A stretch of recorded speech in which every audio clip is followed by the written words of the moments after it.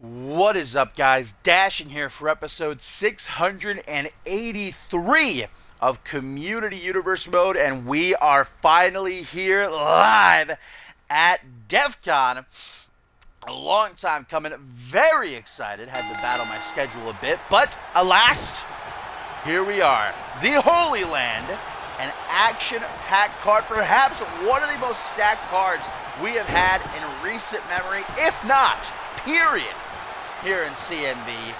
Of course, going to culminate in that historic match in our main event for the CMV Undisputed World Heavyweight Championship and the NGCW Undisputed World Heavyweight Championship.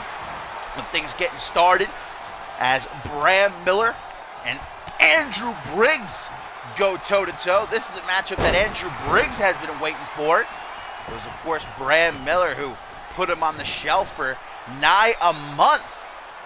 You'll recall Andrew Briggs was originally supposed to be Jason Spade's tag team partner for the Triple Threat Tornado tag team match that went down last month at Cause and Effect, but in an effort to try and hinder Jason Spade, Shay Hoxton and his allies, namely Bram Miller, attempted to take out his partner in Andrew Briggs, powerbombing him off the stage through a table, which is why Andrew Briggs requested for this match to be a tables match where the only way to win is to drive your opponent through a table. As you can see, they are set up alongside the ring, and it didn't take very long for these two to take their fight to the outside.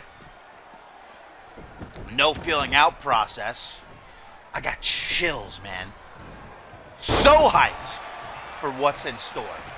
3 stages of hell. The epic saga between Mr. Slate and Bob Luger finally comes to an end. The very first ever I Quit match in CMV history as the Justice family implodes. And a whole lot more off the ropes. Andrew Briggs, taken out with a spine buster. Bram Miller, might I say, looking jacked as he goes to Brett's rope. Nice body splash. The alliance between Mr. Slate, Tailcoat Val, Shay Hoxton, all their minions, as we know it, kind of crumbling at the seams. Mr. Slate stepping down as general manager of Supremacy so that he can face Bob Luger here tonight. Tailcoat Val taking over, but she hasn't been seen in a few weeks working behind the scenes. One can only guess. Many theories from the CMV universe. Tailcoat Val, though, as we've seen in the past, might be more dangerous when you can't see her than when she's actually visible. Bram Miller's got the table in hand, looking to finish what he started last month, the right hand of the right hand.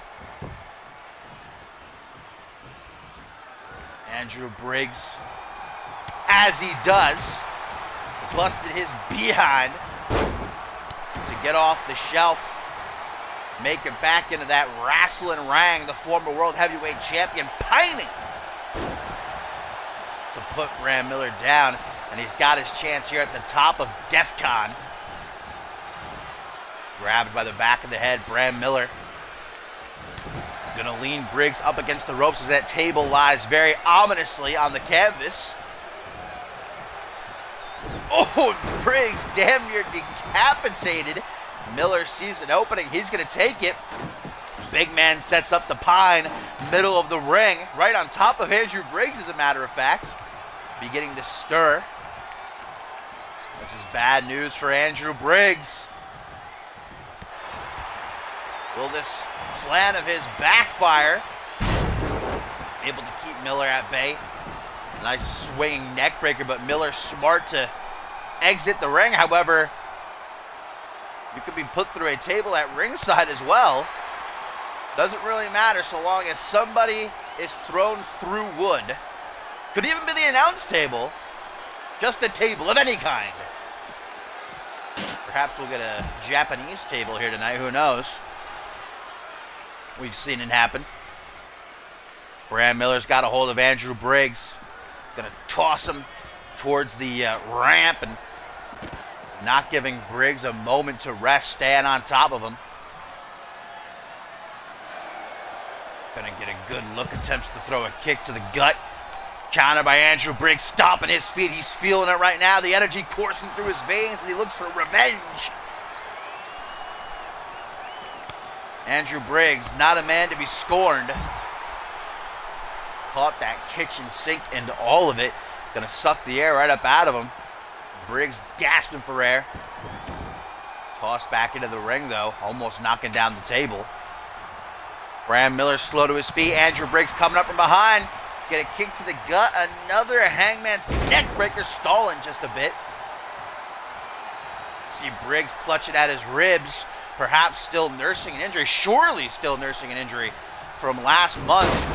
Oh, down goes the table. I don't think it properly broke, though, so this match not going to be called just yet. Andrew Briggs resetting the table now. Bram Miller looking up at the lights. And I think his time may be up. Vintage Briggs right here, over the knee, and then a barrage of knees to the face. That last one. Turning Miller inside out. The right-hand man looks to be on Dream Street. Oh, and the table. So close. That little fireman's carry. I don't even know if Bram Miller was aware of where the table was or if that was just a desperate reversal. Almost got him to win, though. Almost not going to cut it. Another guillotine by Bram Miller, using those ropes like a tag team partner here in this match. And up to the second rope again. Hits a headbutt. One's not enough, it would seem. Two in a row. Bram Miller with almost a look of disgust towering over Andrew Briggs. Thinking about where he wants to put the table, leading it in the corner. The table. Briggs desperately trying to get to his feet, using the ropes to do so. Bram Miller going to cut him off. Big kick to the midsection, those injured ribs. Miller knows exactly where to target, as he was the one that tossed Andrew Briggs off the stage and threw that table. Wait a minute. I thought Bram Miller was about to climb to the top and try to jump outside. But he ain't no high flyer. Fixing a kink in his shoulder. Andrew Briggs goes splat off the mat with that back suplex powerbomb variation. And it's clear that Bram Miller likes his odds here. Wasting time mocking these fans who are supporting Andrew Briggs rather than trying to finish the job. Look at that, though. What power. Andrew Briggs. I mean, he's not the biggest guy in the world, but he's not the smallest either. And Bram Miller just freaking... Oh, my God! Andrew Briggs dropped neck first onto the concrete. You just see the way his body just went limp, and as if that's not enough, tossed into the steel steps. Another German suplex. There's no disqualifications, guys, in a tables match, but no countouts either, obviously. Andrew Briggs somehow still on his feet. Hammer fist to the back of the head. Bram Miller. Pop up. Sit out powerbomb. Shaking the ring.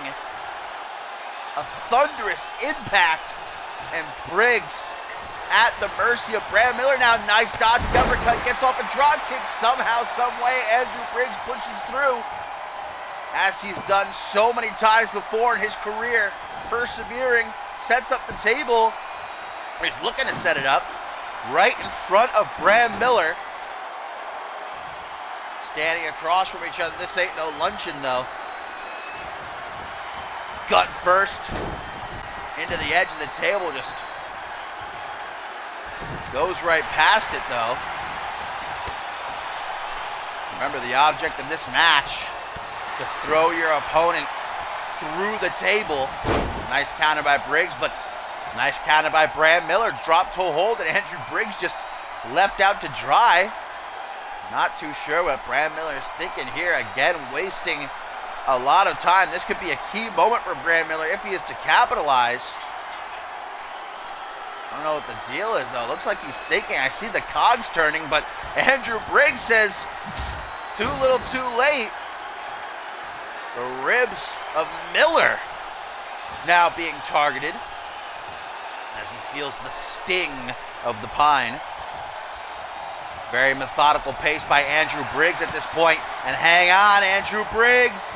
I think he's looking to finish this match off once and for all. The former World Heavyweight Champion, flapjack through the table. Andrew Briggs gets his revenge. And it really was those precious few seconds Brad Miller wasted not finishing off Andrew Briggs that allowed Briggs to come back and finish Miller off with this emphatic flapjack. Brad Miller lying in a pile of wood scraps. Andrew Briggs back. Checking Brad Miller off the hit list. I don't think he's done by a long shot, though. Brad Miller may have been the one that powerbombed Andrew Briggs off that stage, but it was Xander Slate who gave the order. We'll see if Bob Luger can take care of Xander Slate later on tonight, though, in 3 stages of hell.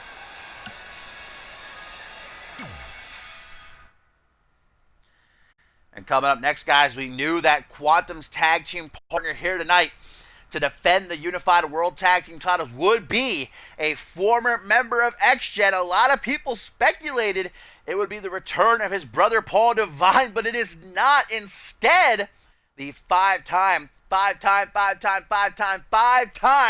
World Heavyweight Champion Hayden, who hasn't been seen since he lost the Global Championship to Ace Reeves a couple of months ago, returns here at DEFCON, and these two are former tag team champions together. They held the Fusion tag team titles over 3 years ago.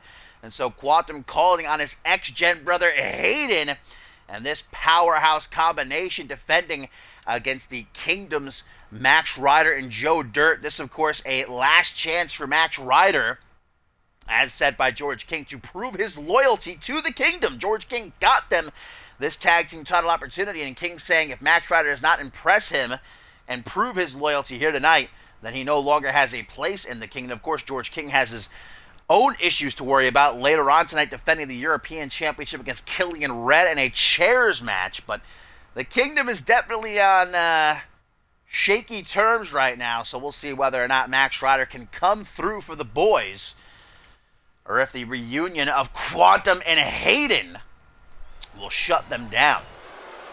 Got to be the Future Man starting things off here against Joe Dirt. Nice takedown. Quantum coming off a loss at the hands of George King just a few nights ago. That old rivalry revisited. If Quantum can send some shots back by dispatching of King's Knights. Using the ropes for assistance there, and that Falcon Arrow goes for an early pin. Great to see Hayden back. Always great to see Hayden back. No matter how you may feel about the guy, he is loyal to the end. Always has been to X-Gen. And so when Quantum issued the call for a former member of X-Gen to join him here tonight, Hayden was the one to take up arms. It could have been anybody. Could have been Paul Devine. Could have been Jeremy Blake, Duo Maxwell. Who knows? There's so many members of X-Gen that I don't even think I could name them all if I really thought about it. Probably one or two would slip through the cracks. And here we go. Tag to the 5-time World Heavyweight Champion. Had himself a couple of months off after losing the Global Championship to Ace Reeves. Back at Emergence, double axe handle by Joe Dirt. Goes for a lateral press. Only gets himself a 1 count. I'm sure that in time, Hayden will look to, once and for all, break that tie between he and Paul Devine. Become a 6-time World Heavyweight Champion, but tonight it's about Aiden, his brother. Leg drop by Joe Dirt. Big man using his strength to overpower Hayden at the moment, but don't let Hayden's size fool you. If you've never seen a Hayden match before, he packs a lot of power in that small frame of his. Maybe some ring rust, though, after the couple of months off. This has been all Joe Dirt since Hayden got to the ring. There we go. Ducks under a double axe handle, tries to go for maybe a code breaker, but instead, whoa! Brought up into an accordion rack. Joe Dirt slapped that on so quick. Look at the reversal by Hayden, though. The veteran instinct kicking in. Turning Joe Dirt around in the corner. Shoulder thrust to the midsection, trying to wear down Joe Dirt. Maybe get him off his feet, running neck breaker. By the bona fide future Hall of Famer, no doubt about it. Kick to the knee, snap DDT. Shades of his mentor, The Miz. Another tag to Quantum, just as Joe Dirt is getting back to his feet. Luthez press, right hands raining down. Checking that jaw. Some more head slams, trying to crack open the skull maybe. Any variation of X-Gen, a dangerous one. Ooh, brainbuster down onto the knee. Pull back by Quantum. Much like Hayden trying to chop down the giant, get him off his feet and work on him. Or maybe a grounded position. Joe Dirt vertical suplex.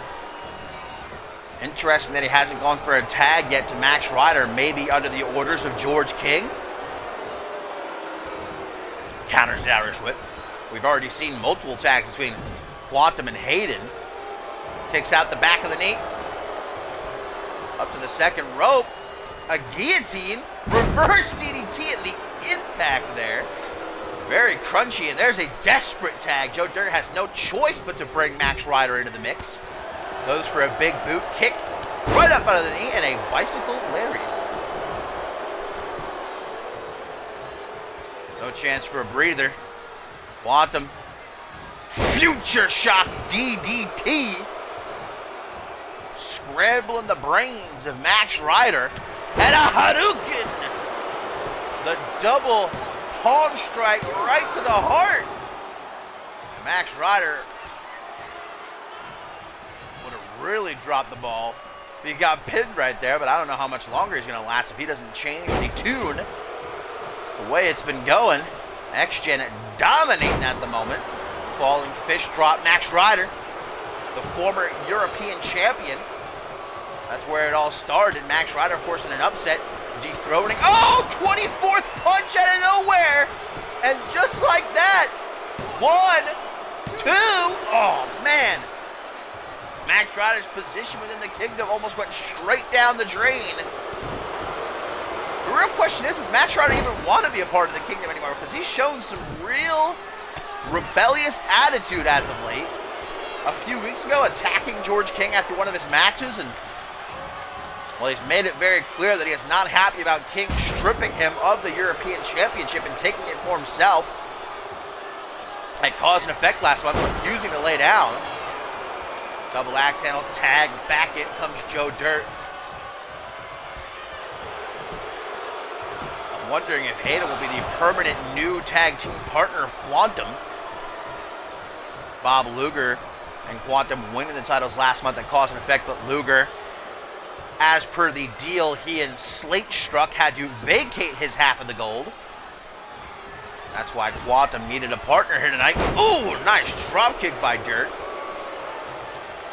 Frequent tags now between the kingdom. Very wise strategy, keeping themselves fresh. Quantum could probably use the tag to Hayden right about now. I don't know if he's going to get there. STO. Exclamation point on it. Spinning soul kick, Max Ryder for his size, a very agile superstar. Another bicycle lariat attempt. Slapped from Quantum. Seems he doesn't respect the kingdom all that much. Rope assisted Falcon Arrow once again goes for the pin. 1, 2. not able to retain those tag team titles just yet. Max Rider the first to his feet as he stares Quantum down, but unable to catch him, makes the tag. Quantum just waiting. Sam bring it out. Joe Dirt's the quicker power bomb. I'm sure we'll get plenty more of those later on once Killian Red enters the ring. Takedown by Joe Dirt, and look at that. Talk about disrespect. Joe Dirt just smushing Quantum's face into the canvas. Now goes for a pin. A very lazy pin. Further representing his disdain for Quantum here. Kick to the midsection. Irish whip into the corner. Joe Dirt. Nowhere to run, nowhere to hide as Quantum washes that face. Head full of steam, big boot. Nearly knocking that head right off. Look how Joe Dirt just overpowers the Future Man, though. Gotta find some way to take Joe Dirt down, proving easier said than done, though. Vertical suplex, falling fish drop, much like Max Rider earlier in the match. Joe Dirt rushing to make sure Quantum doesn't start to regain his composure. Reversing the knee attempts, though. Look at the quickness of Quantum. In another life, he probably could have been a very successful boxer. Short arm, big boot. Joe Dirt just pops right back up, though. Perhaps out of instinct more than anything else, realizing he's in trouble. Maybe going to go for those knees again? No. Another power bomb. These are going to start to add up. A lot of damage being done to Quantum's upper back. Big man. Oh, a beast bomb. What's he trying to do here?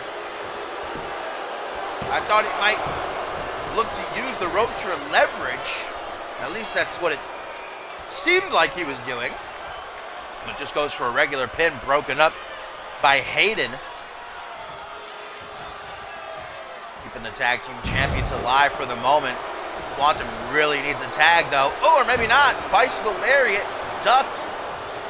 Joe Dirt's got that move well scouted now. Electric chair. All the way up and back down again. Joe Dirt feeling the effects of this one. Tags Max Rider back in. Quantum right there in the corner. Can he reach out and make the tag? No, he cannot. Max Rider handing out these power bombs, man, like candy on Halloween, one after the other. I think Killian Red has powerbombed the Kingdom so much the last couple of months, it's been burned into their brains. It's all they can think about. There we get a back suplex sit out powerbomb.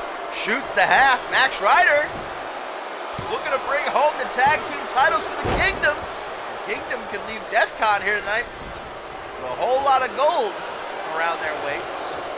Depends on whether or not George King can survive Killian Red later on. And what happens here, of course. Snaps the leg. Quantum got to dig down deep. If there's a way, he'll find it. Loading up that right hand. Tag finally made to Hayden. Can the A-lister wrap this one up with a pretty bow? Ooh, what a knee. Like a fish out of water right now. Hayden gasping. Vertical suplex lands hard. This match is taking a very different tone the way it started. X-Gen was dominating. Now it's been all Kingdom for the last few minutes. Misses that hook. Hayden makes up for it, though. Irish whip on the rebound. Back elbow waiting. Max Rider ready for it. And we get a waist side slam.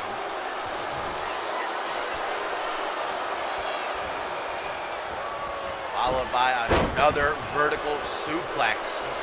And Max Rider even going so far as to taunt one of, if not the greatest superstars to ever step foot in a CMV ring. Deep scoop slam. Come on, Hayden. got to be an answer. Max Ryder fooled himself, understandably so. He is just beating the hell out of Hayden right now.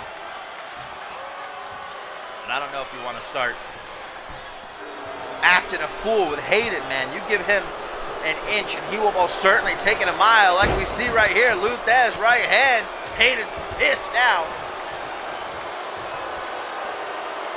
5-time World Heavyweight Champion, man. He just can't overpower Max Ryder, though.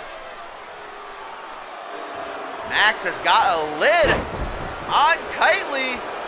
Maybe not for much longer. Reverses a spinebuster into a DDT. Max Ryder going for a DDT. No, hammer fist to the back. Kick to the midsection by Hayden, who runs over to attack Joe Dirt for some reason. Takes his eyes off Max Ryder, and now that might cost the tag team champions. Still has some fight left. Takedown by Hayden. Open palms, trying to get through, but good defense by Max Ryder. Full mount. Now these punches are clean. Slap on the way out. Classic Hayden. No respect for anyone, except for his ex-gen brothers, of course. Oh, and now Hayden setting up for what could possibly be the Hollywood hold. If he gets this locked in, it could be game over. Hollywood hold locked in. Hayden wrenching back, and Max Ryder almost instantaneously forced to submit as ex-gen retain the Unified World Tag Team titles.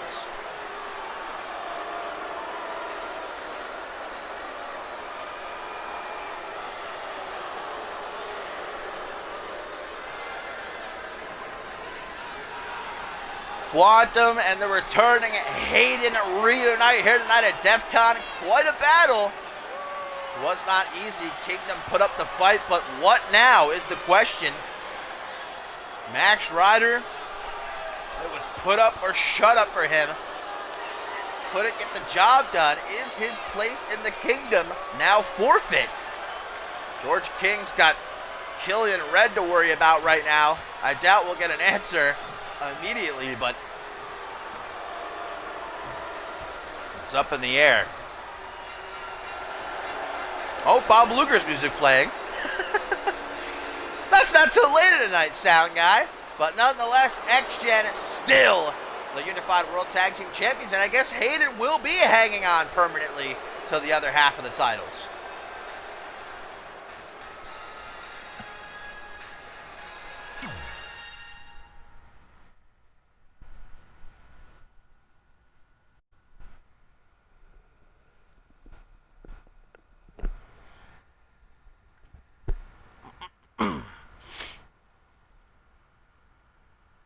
Up next, my fine feathered friends, the very first ever I Quit match in CMV history as the Justice family implodes. Jared Leon versus Bloody Justice. And of course, the objective of an I Quit match: there are no pinfalls, there are no submissions, no countouts, no disqualifications. The first superstar who is forced to utter the words "I quit" will mean the end of this one.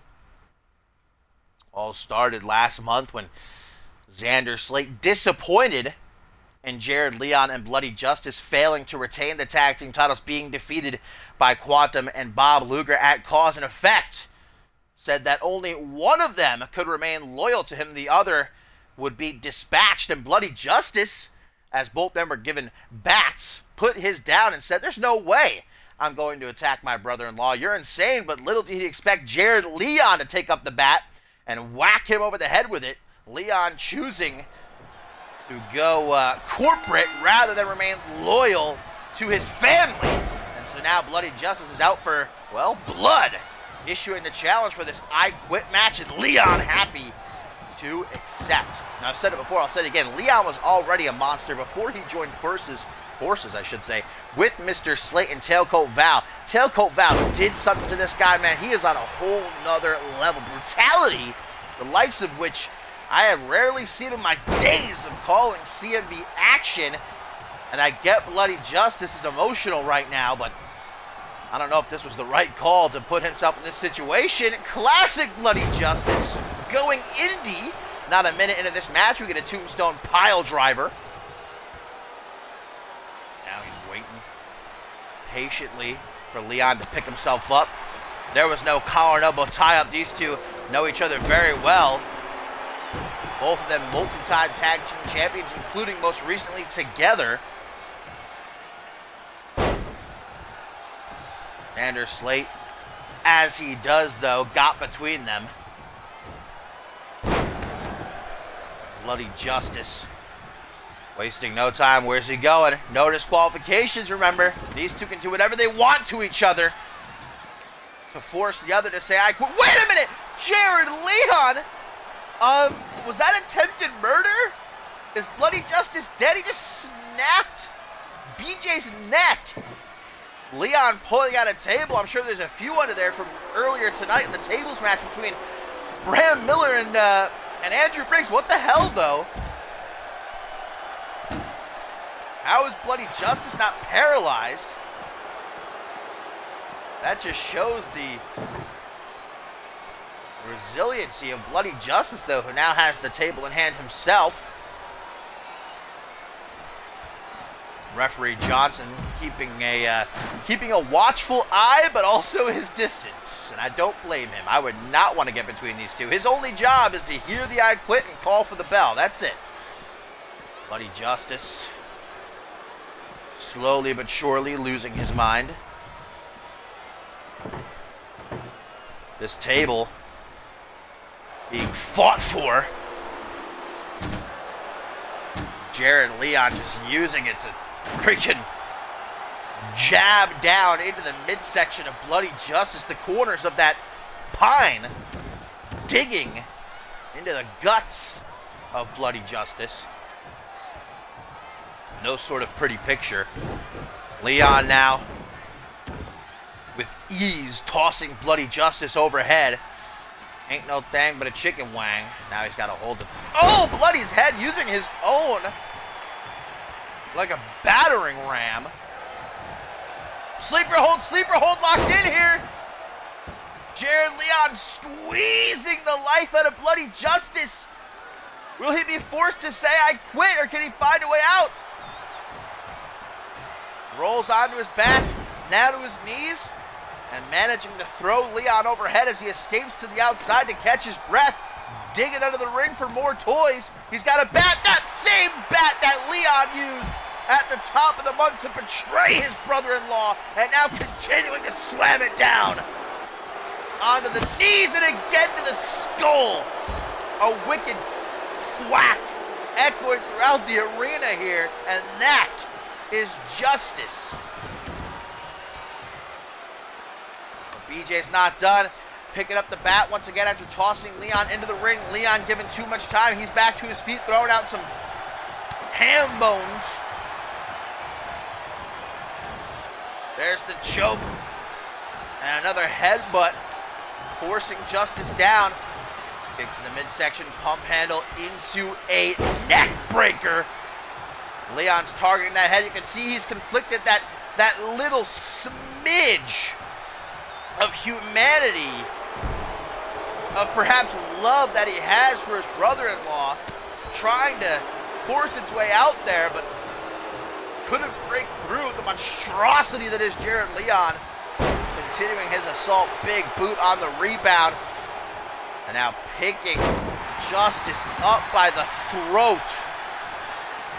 And with the bat, continuing what he started a few weeks ago. Justice takes it from his hands. Battling for control of the bat. Leon throws it down, says enough is enough, runs right into a European uppercut. That's Bloody Justice. And we've seen this before. Leon with that big meaty claw, attempting to not only beat Bloody Justice, but maybe end him permanently.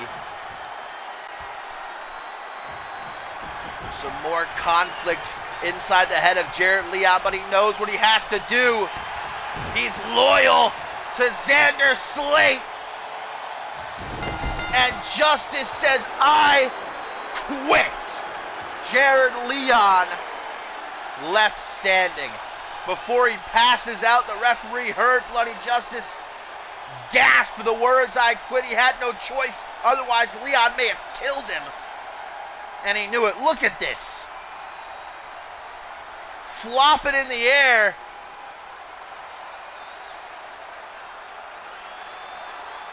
A haunting sight as Justice lies motionless in Jared Leon.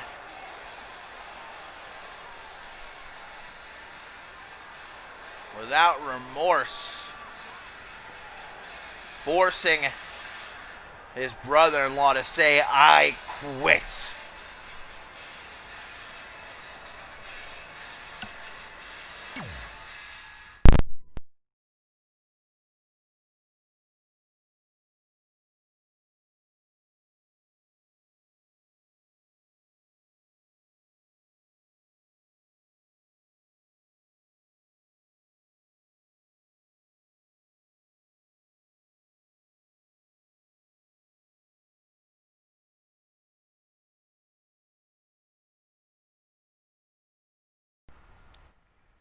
Grabbing a quick drink of my H2O as we get ready for our next matchup here, guys, at DEFCON. Still so much to look forward to, including the DEFCON match for the CMV Anarchy Championship, the European title on the line in that chairs match between Red and King. 3 stages of hell ends the saga between Mr. Slate and Bob Luger. And, of course, our main event history will go down here at DEFCON. Shay Hoxton, Jason Spade, Chris Proudfoot, who will leave the better man and with all the gold. But first, the total package, Reese Matthews looks to take out his biggest obstacle in his hunt for a shot at the Undisputed Championship, that being the King of the Ring, Brett Curtis. Curtis, of course, last month at Cause and Effect, winning the King of the Ring tournament, which earns him a shot next month at Validation against whomever Hoxton, Spade, or Proudfoot leaves the main event as champion. But Reese Matthews, returning last month, made his intentions immediately clear. He wants to no longer be referred to as a former Undisputed Champion, but a future Undisputed Champion. And indeed, Brett Curtis stands in his way, so Reese Matthews made it his mission these last few weeks to hunt Brett Curtis down. Brainbuster by Matthews, goes for an early pin, only gets a 1 count, but Brett Curtis been red hot. Too hot to handle since winning King of the Ring.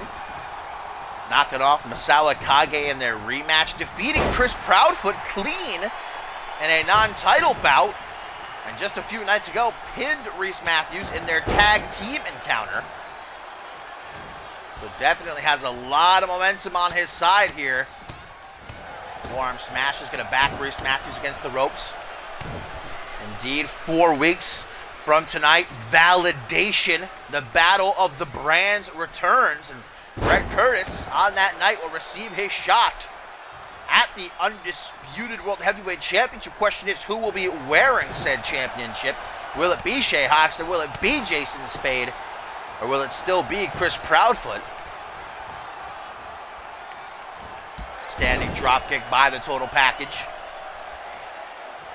Matthews certainly been looking in peak shape since his return. Before his appearance a few weeks ago, we hadn't seen him since Ascendance, where, if you'll recall, he was dressed as a clown when he defeated Marvelous Marvin. There was a lot going on in the headspace of Reese Matthews, but he said that's all behind him now. He's refocused, and he's deadlier than ever, and he's proven that in the ring. This would be a huge victory for Reese Matthews and could very well secure himself a future shot at that World Heavyweight Championship, of course, after Brett Curtis gets his opportunity. Reese Matthews knows what he's doing, though. There we go. Curtis with a nice bulldog running up the ropes. Introduced a bit of stratisfaction into the life of Reese Matthews. Catches the kick and a dragon skrit. Matthews looking around, arms out like, I mean, what is this? Reese Matthews in his day, he fought the best of them. The Paul Devines, the Chris Andrews, the Haydens. Obviously, he doesn't see Brett Curtis in that same field. And that's what Curtis has been trying to do these last few weeks since winning King of the Ring. Prove all the doubters wrong. Prove that he does belong in the upper echelon. He does belong, in that conversation. The best on Supremacy right now. Nice! Boss man slam. Spinning Reese Matthews round and round. This ain't no dance, though. Brett Curtis wants to silence one of his biggest critics. Inverted atomic drop. Off the ropes he goes. Ooh, big boot. And a senton. I said it once, I'll say it till the day I die. Brett Curtis, I love his offense. So innovative, so unique. His opponents find it tough to keep up with. Elbow to the shoulder. Drop kick by Reese Matthews. Has one of the best drop kicks in the game. Pinpoint accuracy. To the outside we go. This is one of the very few clean singles matches we have here tonight. I think actually the only one. So countouts are in effect. As you hear referee Johnson beginning his count, already at 2. Overhand caught. Brett Curtis sends out a forearm smash. Up, up, and away. Hurricanrana. Now it's Brett Curtis saying, come on, baby. I'm the total package. 5,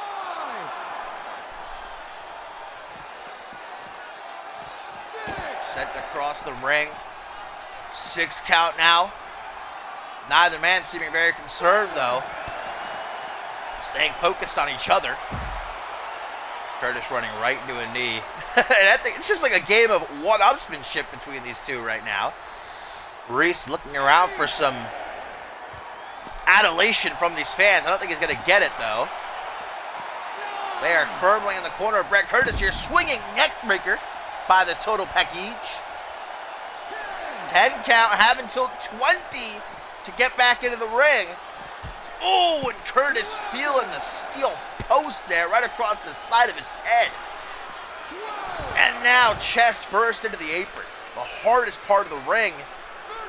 Getting a grand tour of the ringside area. Guts off the steel barricade. Curtis has had enough. 14 count by our official. 15 now. And Curtis, I don't think he hears it, as he just throws some haymakers down on Reese Matthews. A little bit of thunder, a little bit of lightning. 17. Curtis livid as he stomps away at Reese Matthews, and at 18 breaks the count. What a good guy. Not going to win that way. That would just add fuel to the fire. More for his critics to use against him. He can't win without countouts. Curtis wants the definitive victory here tonight. Oh, catchphrase by Reese Matthews. Takes the arm, smacks it down on the mat, which very thinly covers the concrete that lies beneath in a sickening sound as Curtis's neck again is drilled down onto said concrete. Already back up to 9 as Johnson, collar double tie up. Reese Matthews sending Curtis into the ring. Knee to the lower back. Reese Matthews, man, he's got to stop jaw-jacking Brett Curtis to his feet. Ooh, but he's still a bit wobbly, and Matthews just puts him right back down in his derriere with a European uppercut. Clothesline. And again, Curtis won't stay down, though. Ducks the clothesline. Snap power slam. Into the pin. Matthews, can he steal it? 1, 2, 3. He does. Reese Matthews, after giving Brett Curtis a whopping at ringside, putting the king of the ring away with a clean and crisp snap power slam. Curtis just wouldn't stay down, and I think that's what led to his loss here. And you can see nobody he's more upset with right now than himself. Head hung low as he heads to the back. This was a big loss for Brett Curtis. Can he come back from it? For Reese Matthews, though, this was a key victory.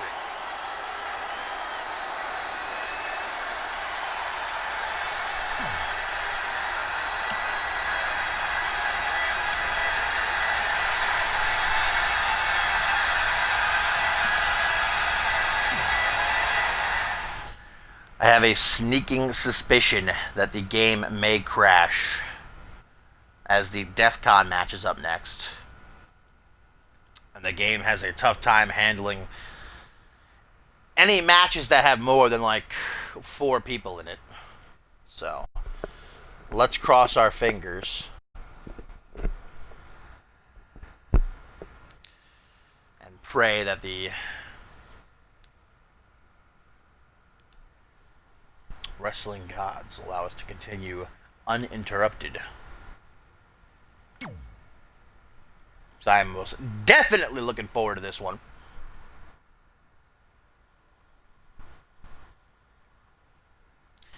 Brian Jacobson has got a tall task ahead of him as champion here tonight at DEFCON, as he has to defend against not 1, not 2, not 3, not 4, not 5, not 6, but 7 challengers in the first ever DEFCON match.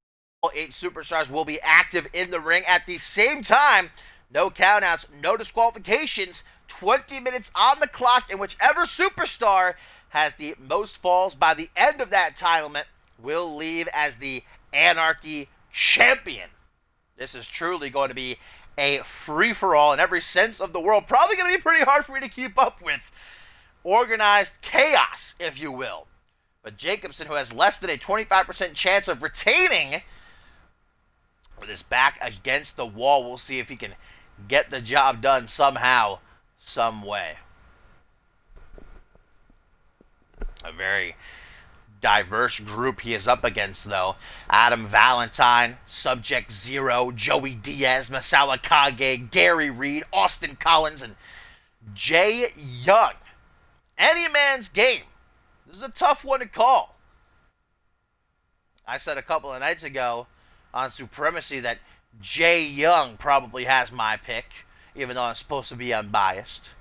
I am a Jay Young fan, and I must say he has been on a red-hot roll these last few weeks. Ever since losing in the King of the Ring tournament, man, he's been unstoppable, been on a winning streak, defeated Brian Jacobson in non-title competition, and then again in tag team action, and of course won that fatal 4-way just a couple of nights ago.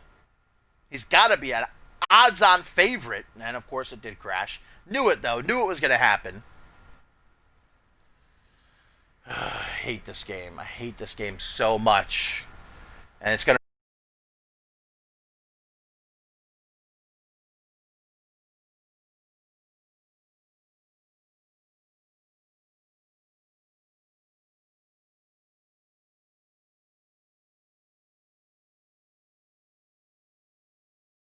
reset the whole card. From here on out, I guess I just can't have any more multi-man matches, more than 3 or 4, because the game just can't handle it. It'll go through, though, once I reset it. Just needed a good crash. That's all. I might have to restart the stream, though, if it did, and more than likely did, reset the matches. That's what happens when you're balling on a budget, boys.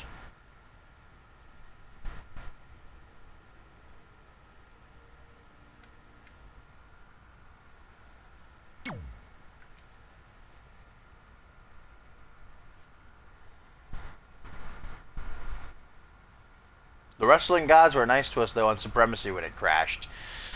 When it came back live, it had not reset the matches. I don't know if we'll be so lucky a second time.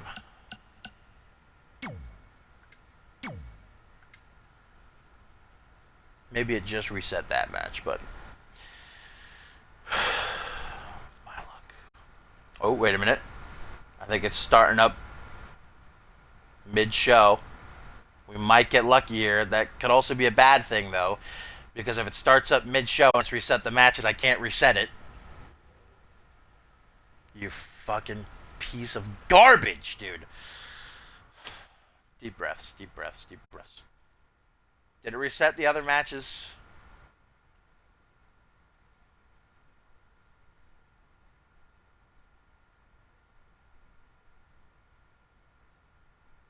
see if it reset the other matches. Alright, so that's still on. We've still got the 3 stages of hell. And we've still got the main event. Okay. Okay. So you know what we'll do is... Should I reschedule it for Supremacy? Or I could do it after these matches as a bonus match. But I feel like that would kind of be sour. I feel like we should end properly with the main event. I don't want to do like another match after it.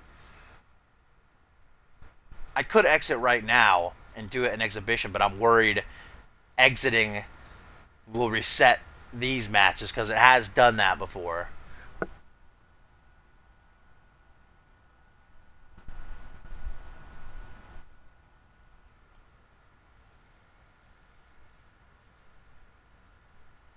That's what I'm saying. I would do that, but I've done that before and it's reset these matches, the other ones.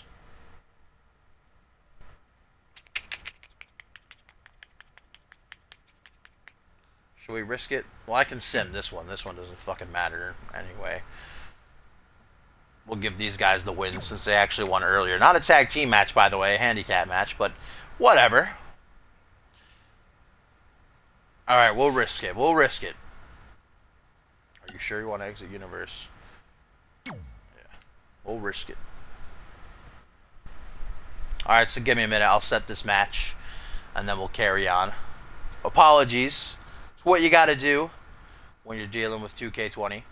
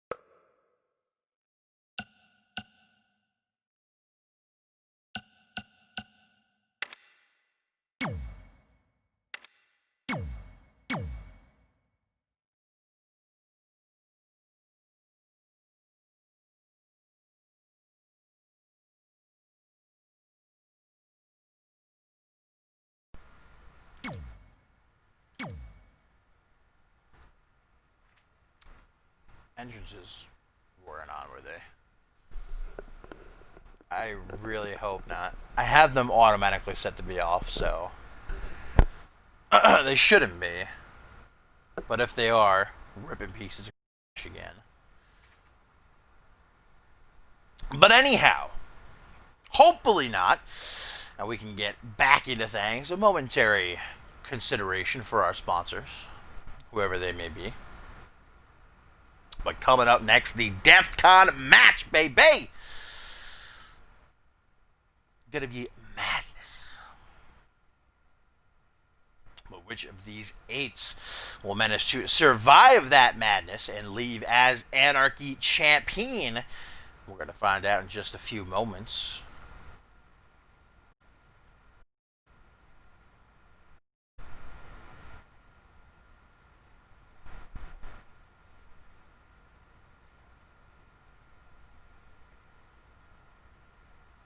I'm just waiting. I don't want to get back into commentary mode if it's going to crash again. I'm watching that circle. You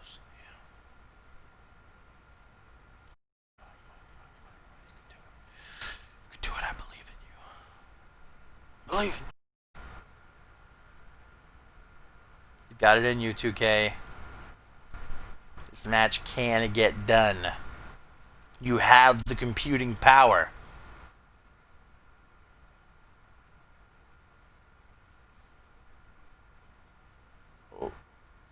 Oh, slowing down a little bit. Come on, push through.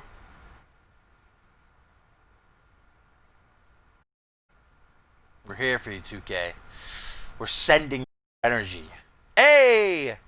Now let's just hope entrances aren't on. Yes, okay, here we go. Back to the show, my friends.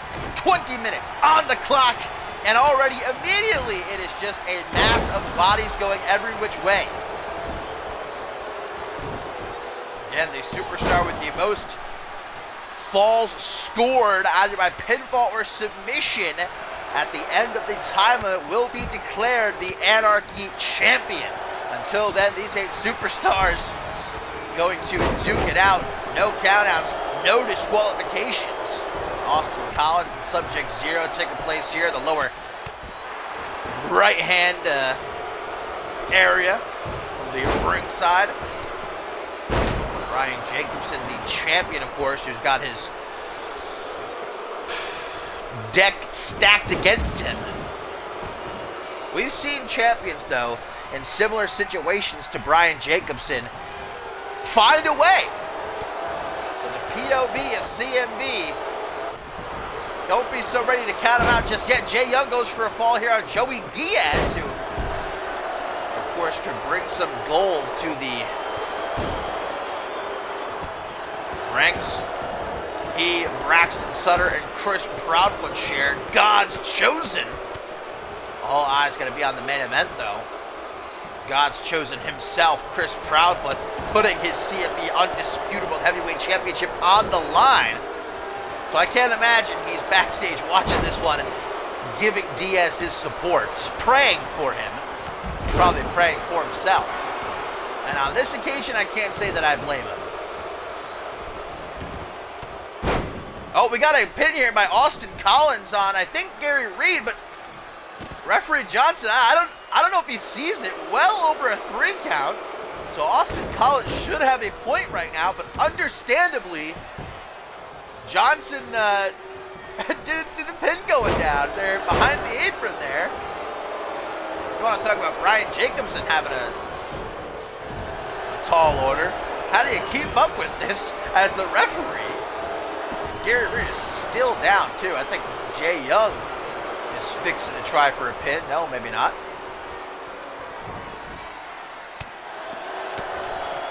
Adam Valentine getting caught from behind by Jay Young. Valentine, who returned from a hiatus a few weeks ago. Former tag team champion, but in his many years here in CMV has never held a singles gold. Various opportunities at the Anarchy Championship. Could this finally be the one?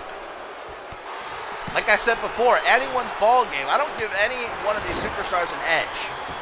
It is a level playing field of chaos, very little order. Pinfall here by Subject Zero. Johnson sees that one, and Zero gets the first fall, guys. Currently, Subject Zero is the Anarchy champion. So now Brian Jacobson has to score a fall either by pin or submission, because if it's a draw via the rules, he will retain. So all Jacobson has to do is get one fall and not let Zero get another one. Do or die now for the Paragon of Virtue, as Subject Zero is the current champion of these 8. Biggest, the beefiest, probably the meanest. Pale Coat Val's prime subject, Misawa Kage, almost tying Zero, and that would be good news for Jacobson. He's not even the one that has to score a fall. It might be in Jacobson's best interest, actually, to let someone else score a fall. Like Austin Collins here has Adam Valentine down. I don't know how Johnson saw that one. He's literally on the opposite side of the ring, diagonally. Some sharp eyesight. Misawa Kage going to the apron, no disqualifications. Another pin by Austin Collins on Adam Valentine. Joey Diaz going to break it up, though. And Kage's got a table. All about the tables here tonight. We had the tables match at the top of the show between Miller and Briggs. We had a table brought out between Jared Leon and Bloody Justice. And now Kage has got a table. There's a lot of them under there. Ryan Jacobson chopping down Zero, but man, did not keep him down for very long. Got right back up, slapjack by Valentine. The GOAT of CMV looking to tie Zero, and Zero is the one to break it up. See, for Zero, it's all about going on defense now, not letting anybody else score a fall. And he's gonna have to have his wits about him. Oh, Valentine's got another slapjack, this time for Zero. Hooks that tree trunk of a leg. Can Johnson get in position? Time 1, 2. Jay Young breaks up the pin. Young wants to capitalize on the damage inflicted by Valentine. Stop, though. Gary Reed, cross arm bar by the Dragon, the former Unified World Tag Team Champion. Try and force Zero to tap or snap, but Zero saved.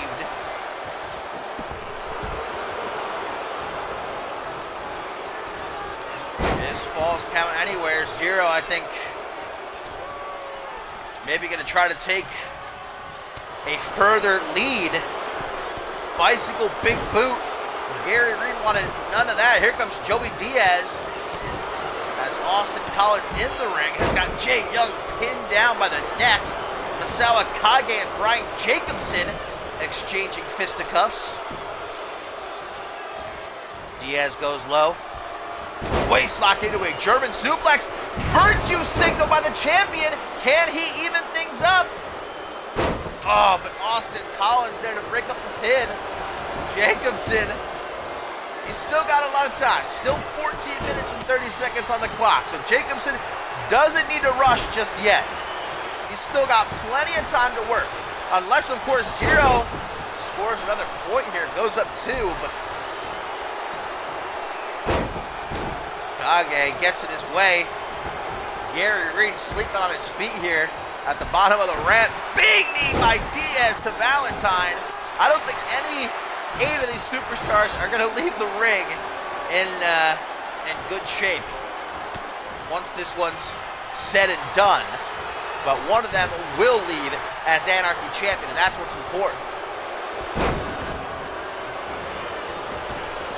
Kage on the rebound, dropped down with a back body drop. Gary Reed clears the ring, looking for some refuge. Jacobson thinking the same. There's a whole lot of strategies you could employ in a match like this. You know, all or nothing, just go in a million miles a minute, but you risk gassing yourself out early. GTS by Austin Collins. Jay Young busted open.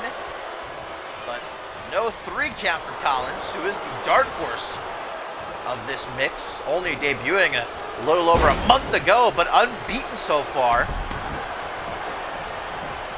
Hammerlock vertical suplex by Subject Zero. Austin Collins falling right on top of Masao Kage. That couldn't have felt very good.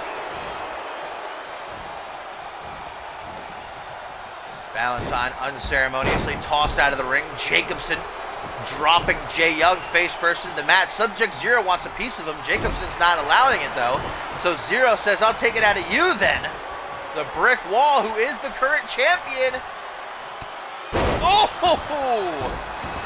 Spinning sort of face buster variation. Jacobson thrown like a rag doll.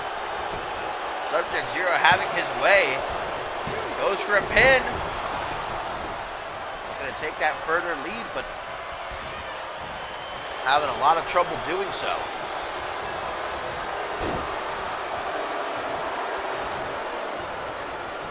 Austin Collins.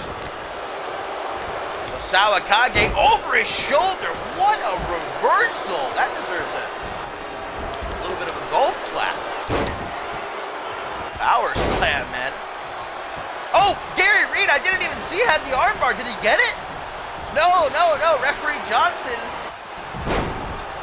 said there was no tap.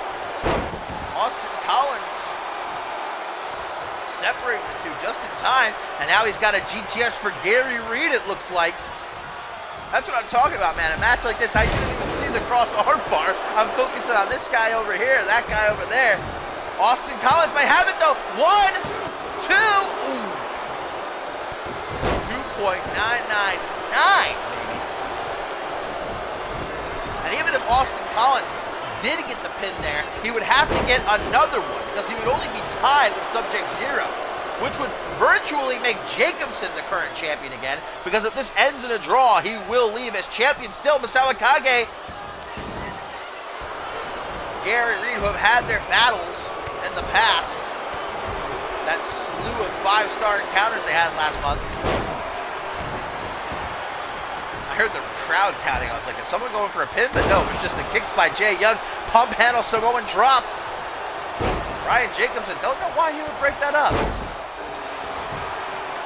Joey Diaz, cord buster, GTS. Double breakup. Valentine and Jay Young combining their efforts.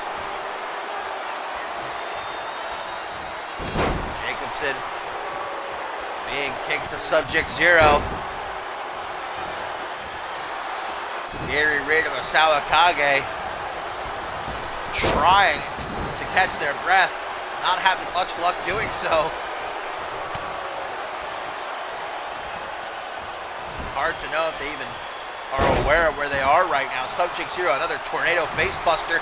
And Subject Zero, man, if he takes this, 1, 2, 3, Subject Zero now ahead 2 points. Everyone else nil. And that now means another superstar is going to have to gain 3 falls with 10 minutes and 30 seconds left on the clock in order to leave as champion. So long as someone at least ties Subject Zero, Jacobson can retain. But unless someone scores 3 falls, Subject Zero at the end of the time limit will be the new Anarchy champion. Zero may have just very well secured the bag, ladies and gentlemen. I don't know if it's possible for someone to make 3 more falls. Kage's going to try to start getting there, though. Gary Reed kicking out, though. Man, Zero's just bulldozing his way through this match. And I think referee Johnson and Brian Jacobson realized that pin by Jay Young at the same time. Oh, Joey Diaz. Joey Diaz going for a pin here at Austin Collins to the right of the announce table. Subject Zero running the wrong way. 1, 2, 3, and Diaz gets a point. Okay. There's a start. 2 more falls. And Diaz will be crowned the current champion. Took too long. That Johnson Reed had that pin for well over 3 seconds on Masao Kage. 9 minutes and 30 seconds now left on the clock. Sub-Zero at 2 points. Joey Diaz at 1. Everybody else is nil. Jacobson, virtue signal on Collins at ringside, but the referee is down. Referee Johnson has been momentarily incapacitated. 2 pins now. And look at this. Jacobson's got like a 10 count on Austin.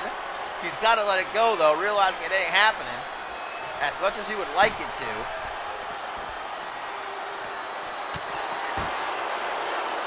Man, if I'm Brian Jacobson right now, I'm thinking, do I want to help Joey Diaz get another pin? That could be a double-edged sword, though. Because if he does, there's a chance Diaz gets another fall and ends up becoming champion. But I don't know. That might be Jacobson's only avenue.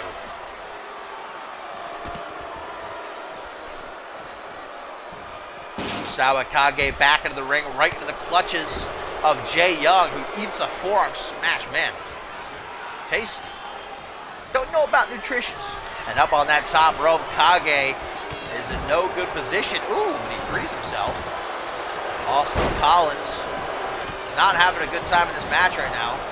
Referee Johnson counting a pin from the opposite side of the ring. Jacobson has secured a fall, guys. And for Jacobson, he only needs 1 fall now to tie things up between he and Zero. Ending in a draw, he would still be champion. So Jacobson now needs 1 more fall. Diaz would need 2 to win. Everybody else still needs 3. But Zero is still in the lead at the moment. 8 minutes left on the clock. And I think Joey Diaz, guys, he's got the ring cleared. GTS. Can Diaz do it? Where's Johnson? Into the ring. 1, 2. But Kage breaking the pin. Diaz is pissed. Kage with the token disrespect. Takes him down, guys, and Kage gets a point. No submission by Joey Diaz, but passing out due to the grip has earned Kage a point. So let's refresh. Sub-Zero currently in the lead with 2 points. Joey Diaz with 1 point. Brian Jacobson with 1 point. And now Masawa Kage with 1 point. The other 4 superstars, nil. Sub-Zero, the current champion. If Jacobson secures 1 more fall, though, or if anybody else does who already has a point, he will retain by draw.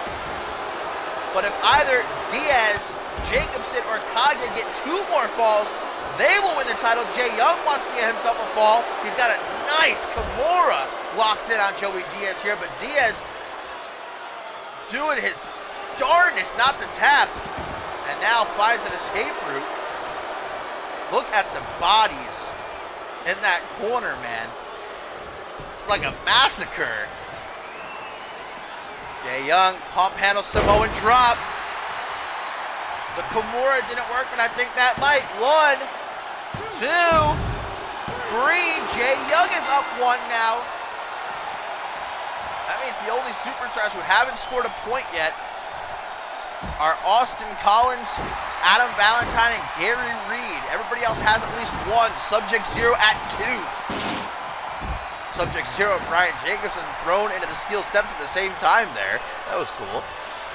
Austin Collins, who I think has probably gotten the worst beating in this match. Gets a GTS to Valentine. Hooks the leg. Will he get a point? 1, 2. Jay Young hesitating for a second, but realized what was going on. Breaks the pin. Rolling cacao kick. Goodbye, Austin Collins. See ya. Sub-Zero and Jay Young, the only 2 men standing right now. Adam Valentine rolling out of the way of that body splash, and thank God he did. Otherwise, it might have been flattened like a pancake. Pinned by Sub-Zero. Looking to go up 3 points, and he nearly does. Knows that Jacobson is on his tail now.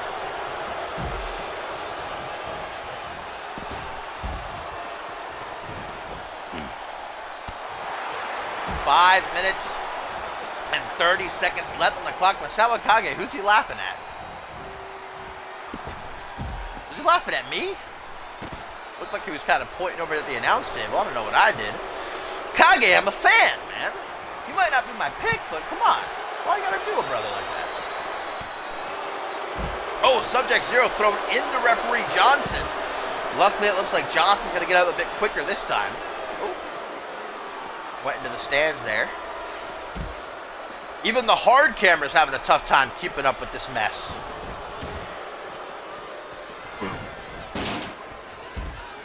5 minutes. Subject Zero, the current champion. Masao Kage might change that, though. He already has one fall. Can he tie Zero? Full speed ahead. Single leg, high knee. Putting down Jay Young. Where's Johnson going? Oh, there's an armbar. There's an armbar by Gary Reed. Towards the bottom of the stage here. And Austin Collins taps. Gary Reed goes up on the scoreboard. Unfortunate for Masao Kage, who might have been able to go up 2 points there, if not for Gary Reed in that armbar. Man, I feel bad for Collins. His first pay-per-view match, and everybody is just beating the piss out of him. Diaz, GTS, to Jacobson. Valentine's going to be right there to break it up, though. No way, no how. And the ring is getting crowded.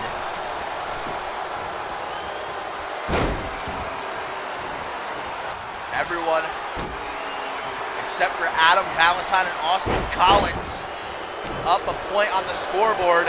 Subject Zero, who's at 2, might be fixing to get 3. Tornado facebuster to the TV Dream. Austin Collins busy with Joey Diaz, guys. If this happens, there's no way. Subject Zero secures a 3rd fall. And with only 3 minutes, guys, and 40 seconds left on the clock, I don't know if it's possible. Jacobson would need to secure 2 falls now just to tie things up and retain his title. For someone like Austin Collins and Gary Reed, this is virtually impossible. They would have to secure 4 falls with the time remaining. And for everyone else, I mean, even 3 falls, there is a narrow possibility. I think Zero may have just effectively decided the outcome of this match, guys. 3 falls from the brick wall. Jacobson is the only hope for there being a different victor. Whoa! Oh! What the hell is happening? What the hell was that? Diaz was... Wait a minute! Diaz tapped! To that... I don't even know what to call it. Are we allowing magic? Is that legal? I mean, there's no disqualifications. The only superstar without a point now is Adam Valentine. He's probably going to feel pretty shitty if he doesn't get a pin or submission in the next 2 minutes and 35 seconds. The Lone Wolf. Austin Collins, though, manipulating time and space to get himself a point over Joey Diaz. Flung out of the ring is Diaz. Adam Valentine, Masao Kage just roaring, freaking out, losing his mind. What is he doing? A meltdown from Kage, the Japanese warrior. I think he's throwing in the towel. Either a temper tantrum or, I don't know, maybe some sort of ritual? Who is he standing over? I think that's Brian Jacobson. Jacobson looks dead. He has not moved. What the hell is going on in this match? Is it Kage? What the hell? Kage doing a rain dance and making everybody lose their freaking minds in here. 1 minute, 35 seconds, guys. Subject Zero, 3-point lead. like he's going to leave DEFCON as the new Anarchy champion. Unless there's a miracle. And with Jacobson being the only one who could possibly at least tie things up with Zero, lying face up with the bright light shining down on him. That is unlikely. Everybody opting to fight at the bottom of the ramp. Masao Kage. Oh my God! Vertical suplex pile driver. Johnson found the pin. Oh, it would have been a 3, but Subject Zero, as the seconds wind down, getting some more shots in. He doesn't even have to. He can leave right now if he wants.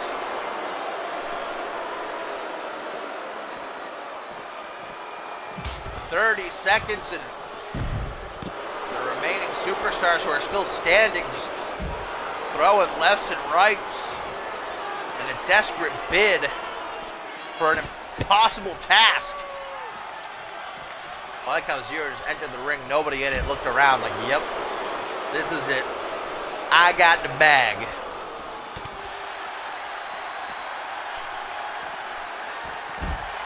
Jacobson, Gary Reed fighting up the ramp. Can't even see what's going on now. The hard camera has backed into the stands. 5, 4, 3, 2, 1. And Subject Zero is officially the new CMV Anarchy champion.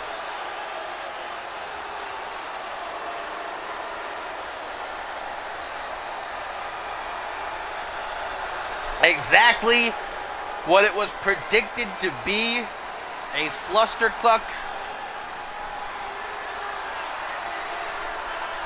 These 8 superstars went out there and beat the hell out of each other, but Subject Zero, the MVP, man, 3 falls. Everybody else except Adam Valentine had at least one. Man, is there anybody who embodies anarchy, though, more than Till Coatval's puppet? Subject Zero winning his first championship here in CMV. And the Anarchy division is going to have a tough time taking that title from over the shoulder of Subject Zero.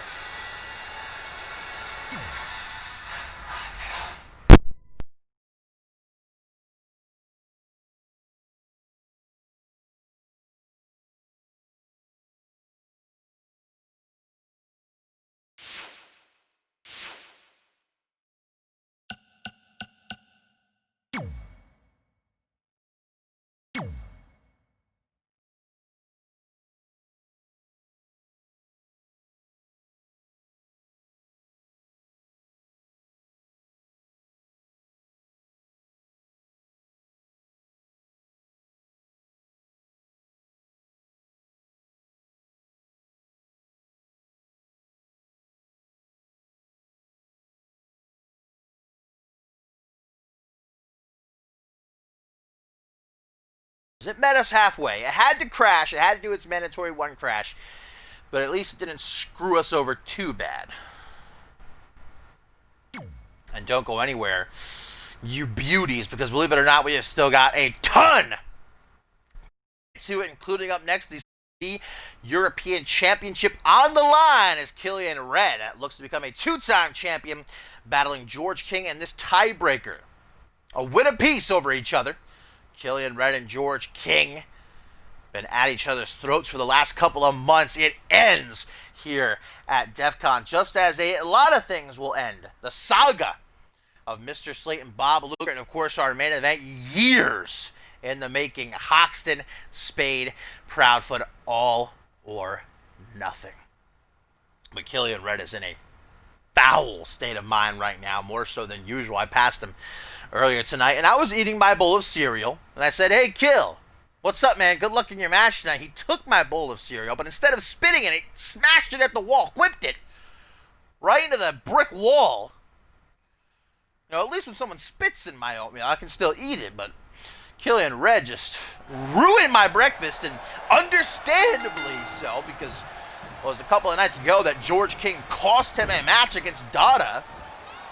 Killian Red tried to do the same. George King was able to overcome the distraction. Suffice to say, George King has made Killian Red's life not so much fun. Killian Red, who lost the European Championship originally to Max Ryder a couple of months ago in a huge upset, but then George King forced his Knights to relinquish the title to him. When Max Ryder refused, George King took it from him. These two had a match in the King of the Ring tournament, which Killian Red would win before falling out himself in the later stages, but in a rematch, George King was victorious. So this one was made official, the tiebreaker for the European Championship. Killian Red's rematch in a chairs match, where chairs are legal. Qualifications are in effect, but chairs are legal. Everything else is not. So we'll see if that comes into play. I'm sure Killian Red would not mind lighting up George King with some steel. George King, oh, I've said it a couple of times these last few weeks, employs the same strategy when he's up against an opponent he knows, you know, straight up in a fight, may have the advantage over him. He gets into their head. He grinds them down with beatings week after week after week, while simultaneously degrading them verbally. And it's worked for George King in the past. Look at Chris Danger earlier this season. Didn't stand a chance when it came to the curtain call, and now George King has been doing the same to Killian Red. We'll see if the Louisianimal can battle through all the noise, though. The big question is, what's to be of the Kingdom after earlier tonight Max Ryder failed, and the objective given to him by George King to win the tag team title said it was your last chance, Max Ryder, to prove your loyalty. If you can't get the job done, what use do I have for you? Sunset Flip Powerbomb by Killian Red, the 300-pounder. Yes, you just saw what you saw. Doesn't even garner a 1 count, though. So is Max Ryder still a part of the Kingdom? We don't see him out here, nor Joe Dirt. George King on his own. And there's the steel chair. Right to the gut, but George King able to stop that from happening. Charge to the head, gets a DDT for his troubles. And Killian Red tearing apart the announce table. Hang on a second. Don't you dare spill my Mountain Dew. What about my monitors? How am I going to see the matches, man? What did I do to you? First my oatmeal, now this? George King. Oh, powerbomb, and I think the lower back of King may have clipped one of the monitors, which is made out of steel and glass, obviously. He's got the steel chair again. Over the back, George King continuing to evade the cold, unforgiving steel. I don't know how much longer he could do that, though. Before he's forced to feel its bite. Back suplex, powerbomb. Red with some big punches and bunches. King rolls to the outside. I don't know if he's going to have a much better time out there, though. Spinning soul kick. Knife edge chop hardly affects Killian Red.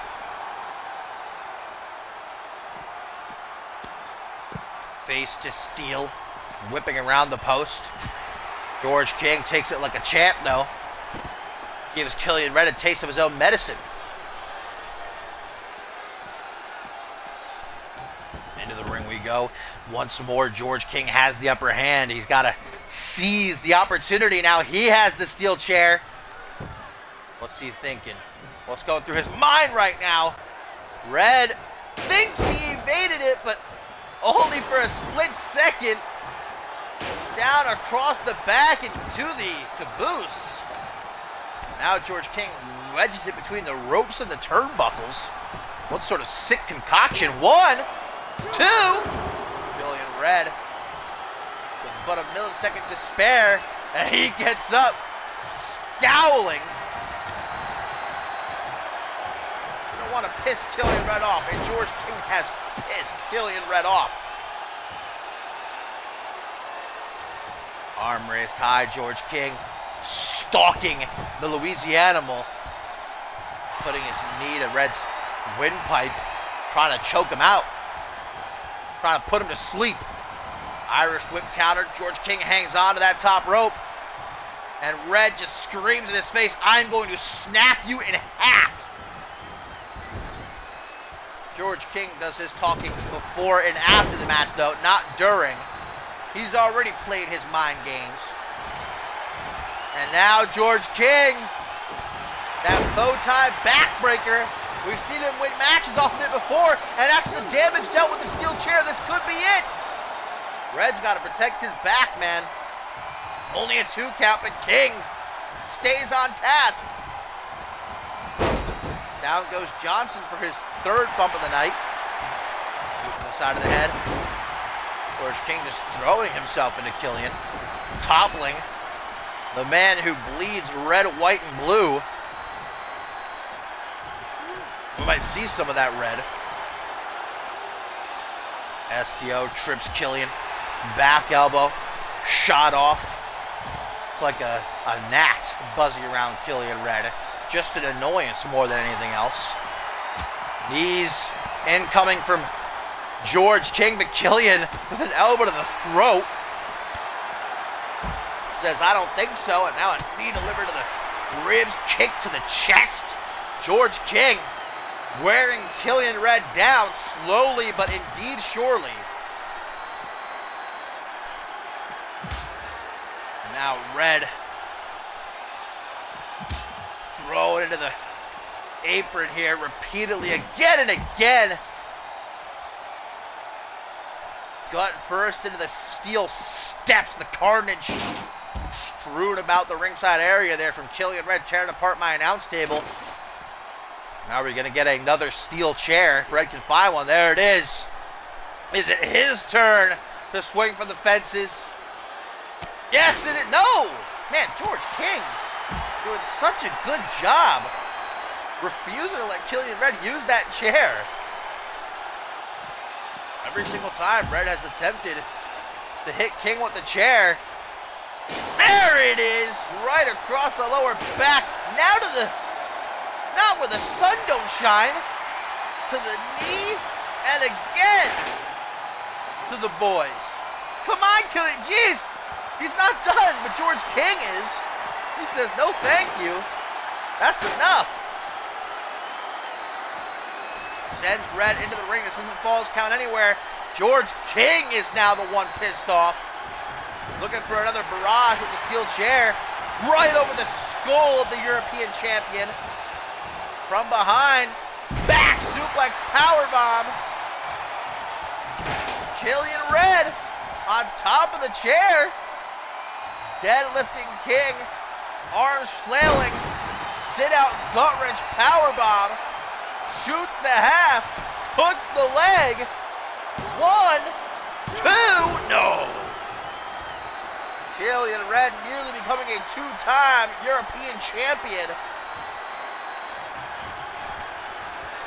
King makes it to his feet, put right back down emphatically with a sunset flip powerbomb. Killian, though, can't find the magic touch.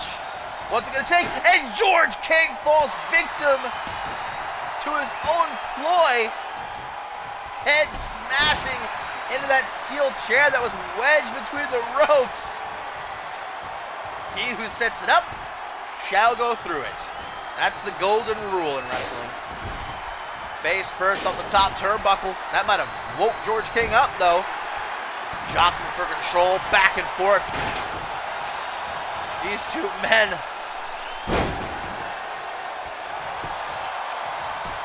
in an attempt to leave as the European champion, not pulling any punches. Another close one for Killian. He's getting tired, starting to gas out as the bigger man. The longer this one goes, you have to imagine the more it benefits George King. Oh, there goes Johnson once again. Killian clutching his ribs. I can only imagine that lower back of his is on fire right now. What about George King, though? Hopefully he's wearing a cup. Because those shots to the groin with the steel chair earlier, if not, might have a bruised member. Big man flying off the top rope. Well, that was the second rope. Senton. And a knee down the gullet. 1, 2. Man. Killian just keeps coming closer and closer. Starting to question himself.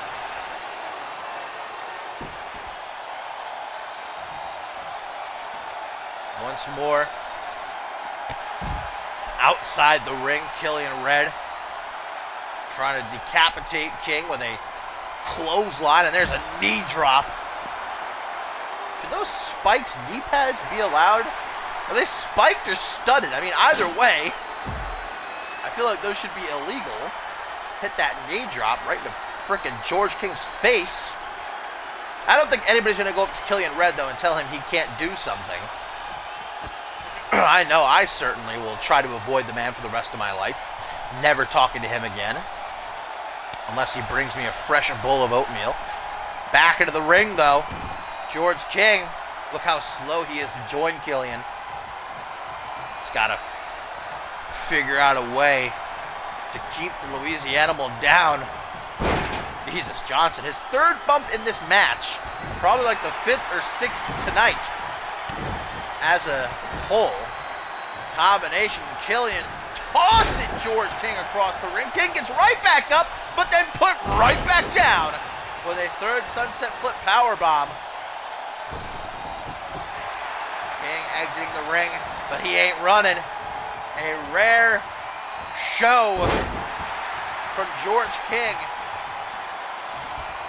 Not tucking his tail and running, not letting his knights do the work for him. He showed up tonight to get the job done himself. Killian! Gut-wrench powerbomb! That's not enough, though. Oh, baby.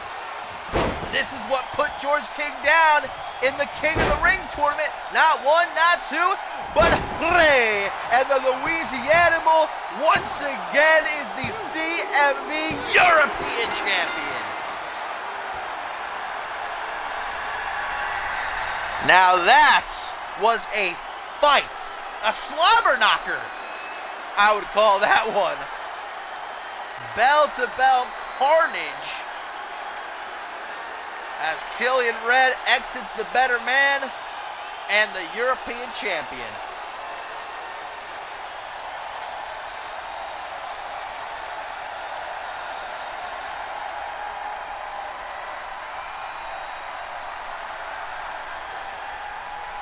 At the end, Killian Red was like, all right, enough's enough. Gut-wrench powerbomb. 3 more powerbombs on top of that. Let me just break this man's back real quick and win the match. I think both Killian Red and George King should probably make an appointment with the chiropractor, though.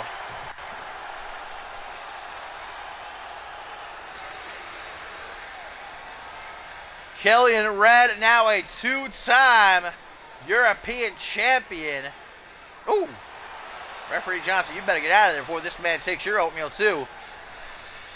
George King probably not going to walk right for the next couple of months.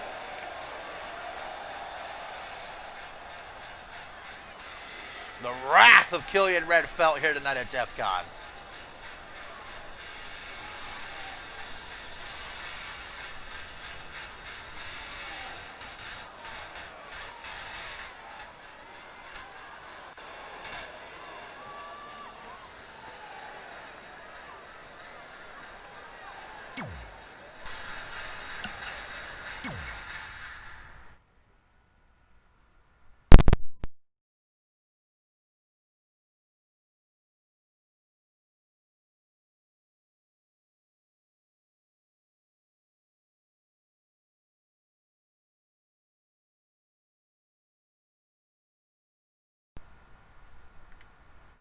We have made it to our co-main event here at DEFCON, guys. The end of a saga stretching years between Mr. Slate and Bob Luger comes to a head. 3 stages of hell. Only the 4th ever in CMV history. Xander Slate was a part of the very first one. And now here we are. The final confrontation between former brothers, bitter enemies, and believe it or not, a rubber match. Mr. Slate, almost 2 years ago, was victorious in the first outing between these two. Bob Luger tied things up at Ascendant 7 in their street fight. And now here we are, one more time, 3 stages of hell. DEFCON! Let's get it on! If you don't know the merits of a 3 stages of hell, it is essentially a 2 out of 3 falls match, but each fall will have a different stipulation. They are starting off here a clean singles match. First fall to a finish, pin or submission in the ring. Countouts, disqualifications in effect. The second stage will be falls count anywhere. If we make it to the 3rd stage, it will be a steel cage match, no escape. And I say if, because we very well could see either Slate or Bob Luger win this fall, and then the next one back-to-back, we won't even get a 3rd stage. That has happened before. I think back to Randy Borton versus Tim LaFave at Point Break 3 years ago. They had a 2 out of 3 falls, 3 stages of hell match, which ended because Borton won both falls back-to-back. See Slate go right after the arm of Bob Luger. Nice block, though, by Luger as Slate tried to go low. These two men know each other so well. Once blood brothers, bonded. We fought for life. But it was originally Bob Luger who turned his back on Xander Slate. Xander Slate never really forgot that. And in his position as general manager of Supremacy, has made Luger's life, well, hell. He's put him through insurmountable odds, but somehow Luger, again and again and again, has come out the other side, still standing tall. At the end of the day, Slate said, you want something done? Do it yourself. Giving up his general managership just to face Luger here tonight. But Luger had to sacrifice something too, his half of the Unified World Tag Team titles. In there by Slate, gets a close 2 count. Let's keep in mind that this is Xander Slate's first match since Ascendance, or rather since Battle Scars, where he lost to Shea Hoxton in under 3 minutes. So Xander Slate has not been, in in-ring competition in almost 8 months. And the last time he was absolutely wiped by Hoxton. Xander Slate has spent this season sat behind a desk, attempting to order the execution again and again of Bob Luger, sending him God's Chosen and sending him Bram Miller, Subject Zero, the Arsenal, anything he could think of. But Bob Luger is still here. So Xander Slate going to get his own hands dirty. Here at DEFCON, lateral press, another close 2 count. But Luger keeps kicking out. You can see Xander Slate is very slow to start here. His pace methodical, whereas Luger is trying to amp it up. He knows that Slate won't be able to keep up. Maybe as the match goes on, Slate will start to regain what made him a 2-time world heavyweight champion, along with a plethora of other accolades, the likes of which Luger shares. 2-time Alpha World Champion, 2-time International Champion. Now he's going after the arm. We know Luger has that deadly cross armbar in his arsenal. Xander Slate, who knows everything there is to know about Bob Luger, I'm sure, is going to be on the lookout. And there's vintage Slate. Always time to trash talk. Clothesline. And again, Luger keeps battling to his feet. Tilt-a-whirl single knee backbreaker. Gonna keep him down for the time being, though. Another pin. Frequent pins by Slate. You can tell he just wants that first fall, and he gets it! Xander Slate earning the first fall in the 3 stages of hell. Slate takes the lead, guys. I mean, it was all Slate. From bell to bell, Luger got a few hits in here and there, but surprisingly, it was Slate completely in control, and Luger just did not know what was good for him, kept getting up, until finally forced to stay down with that tilt-a-whirl single knee backbreaker. So now there's going to be a lull. Both men given a few minutes to recuperate and return to their corners before the next fall starts. Falls count anywhere. And now Luger has got to win that fall, or else there will be a clean slate for Xander here at DEFCON.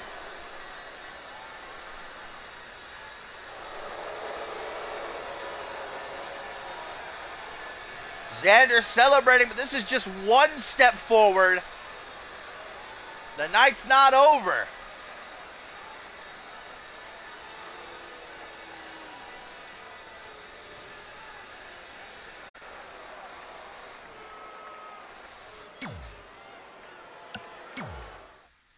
I think what we saw there was an age-old example of Bob Luger letting the emotions get the better of him. He underestimated Xander, and he charged in with a head full of steam. He wouldn't stay down. He kept getting up again and again and again, and Slate was just there ready for him, kept putting him right back down. And so hopefully Luger, as he gets up and collects himself, can realize that he has got to keep those emotions in check. I get it. Everything that Xander Slate has done to him, everything that's happened between these two. But the time for that, for reflection, is over. And it's for after. Right now, he has to focus.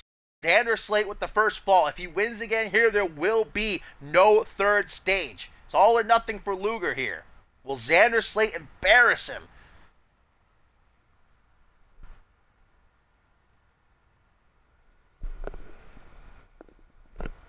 Or can the work ethic Titan do what he does best, pick himself up, dust himself off, and get back to work?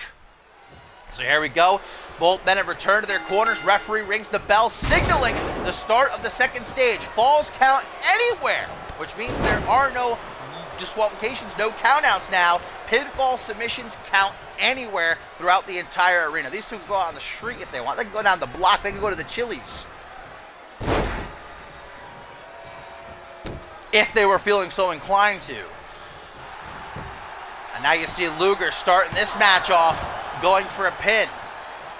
It might be the reverse now. It might be Luger who keeps going for these frequent pins, desperate to even things up. Luger saying, I'm going to knock you out of left field, boy. Don't get cocky. You can't say that to Xander Slate, though. I have never seen Xander Slate not cocky, not letting his ego show. Bob has a clear target at the start of this second stage. That arm,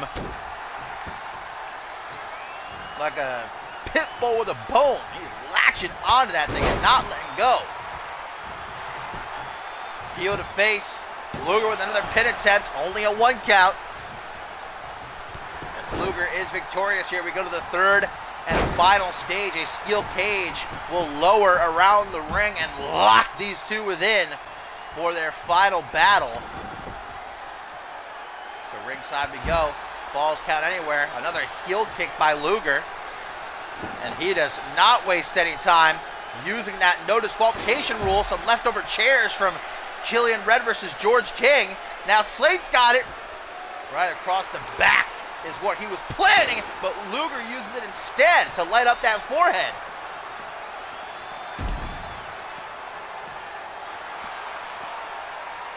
No remains of what was once a strong, solidified brotherhood. Click dominated CMV for nearly 2 seasons Sanders, Slate, Bob, Luger, Randy, Borton standing side by side by side.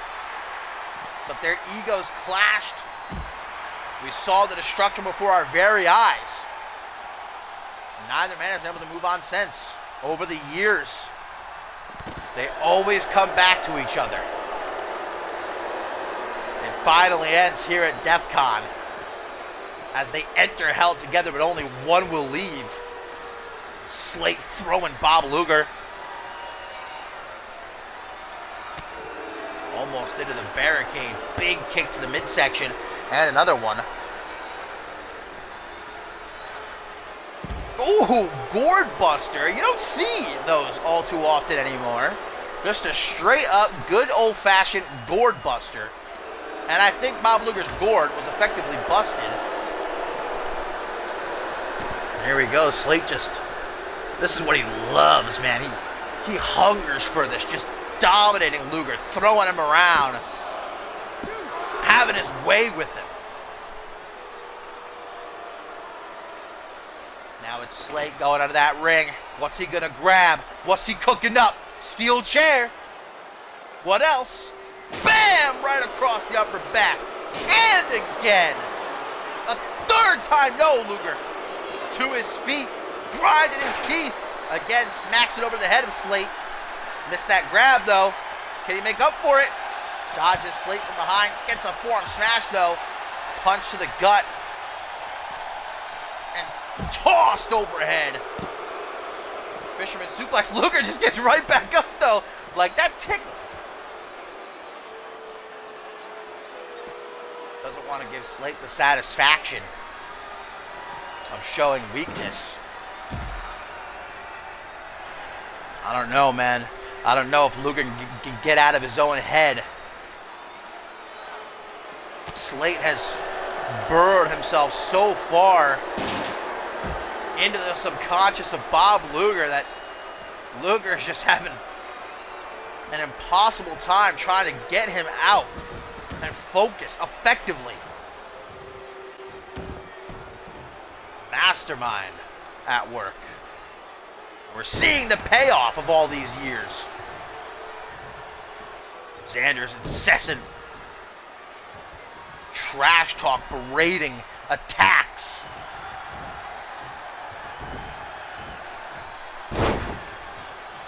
Luger taking down the arm. He's got to be feeling some type of way right now. Luger, another pin attempt. One. That's all he's going to get, though.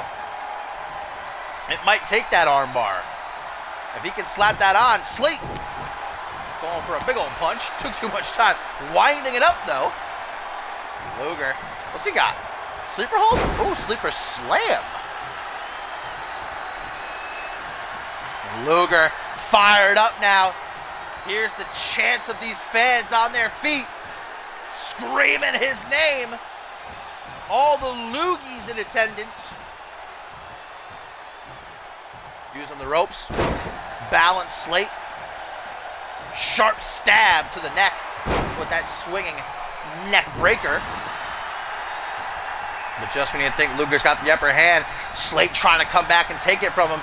Kick to the midsection, clothesline out of the ring. And that was a rough tumble for Slate, landed right on his shoulder. That only benefits Bob Luger if he decides to go for the armbar. But back into the ring, okay, even though it's falls count anywhere, Luger wants everyone to see this, doesn't want anybody's view obstructed. Oh, wait a minute! Bob Luger with the Coney Island Cyclone! How'd the mat taste, Xander? Hooks the leg. 1, 2, 3, and Bob Luger secures the second fall. That means we will go to the third stage. The steel cage will lower and enclose these two within. One win apiece. As we enter the lowest stage of hell. Who will scratch and claw their way out, and who will be left to rot?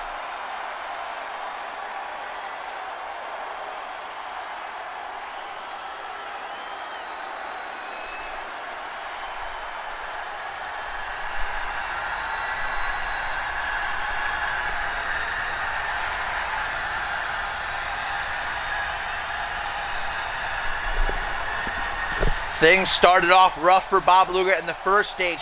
He was in his own head. He couldn't focus, and he let Slate get the better of him. But he was fired up at the start of the second stage. And with the support of these fans, he managed to realize what he had to do, brother. Coney Island Cyclone laying Slate out. And again, we get a quick intermission. These two give it a few minutes to collect themselves and return to their respective corners as the cage gets ready to lower.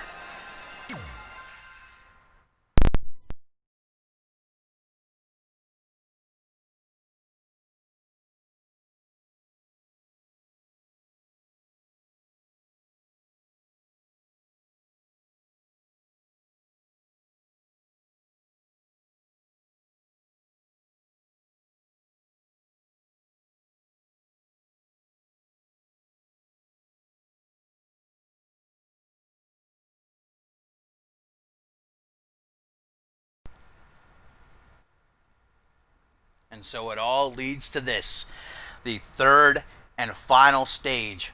Mr. Slate victorious in the first, Bob Luger victorious in the second, and so now we go to the tiebreaker. Inside of the steel cage, no escape. Only a pin or a submission will allow one of these men to escape the cage. They've been locked in for years, pitted against each other. Slate, Luger, one more time. Forearm smash to Luger as soon as the bell rings. Snapmare and a kick right to the middle of the back. And you see referee Johnson positioned at ringside to count a pin or call a submission. Does not want to be locked inside with these two. And can you blame him? I can't. I'd do the same damn thing. I'd be fucking up the ramp watching from the gorilla position. I wouldn't want to be anywhere near these two as they look to tear each other apart.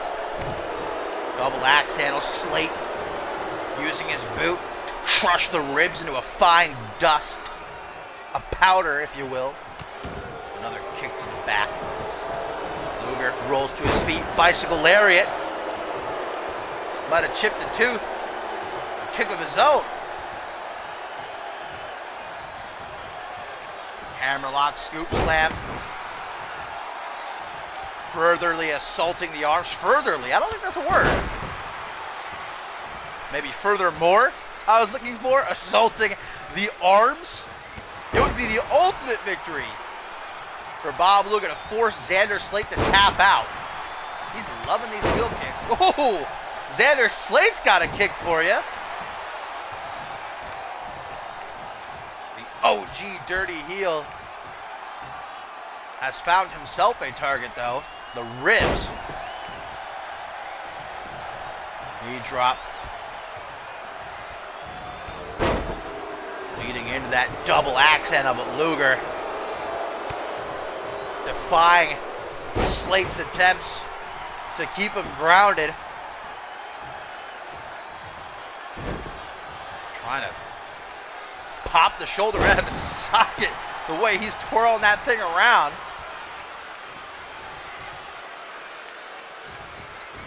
All the way up we go. Hitting hard on the canvas. Still not letting go of that arm the whole way. From his back, Slate gets off a kick. Kick that saves him, at least for now. Ooh, and a one-night stand. I'm sure Luger doesn't have any of those. He's a family man, all right? Xander Slate, on the other hand, I'm sure he's had more than a few. Elbow drop to the chest. Inside of the steel cage, which is symbolic between these two and everything they've been through. Crossface chicken wing has Xander Slate in trouble for only a few seconds. He's able to escape with a well-placed elbow, but gets to his feet. His arms are going to be feeling like hamburger meat by the time this match is over, win or lose. Whether it's Slate or whether it's Luger, one of them is finally going to be able to escape cage that has had them forced against each other for years.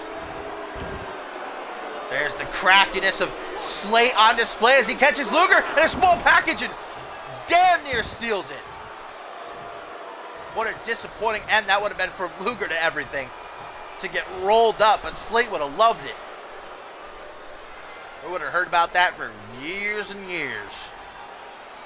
Stalling vertical suplex. Xander, one-handed now. All the blood rushing to the work ethic Titan's head. He's got to be dizzy. Slate looking to use his own head as a weapon. Caught that European uppercut and a German suplex. Nice combination. Slate at the mercy of Luger, and Luger is not looking to show any mercy. Not to Xander Slate. Not ever again. Suplex City. 1, 2, 3. Uno, dos, tres. Luger takes a step back. Lines up his shot. Xander Slate. Elbow to the gut. Kitchen sink.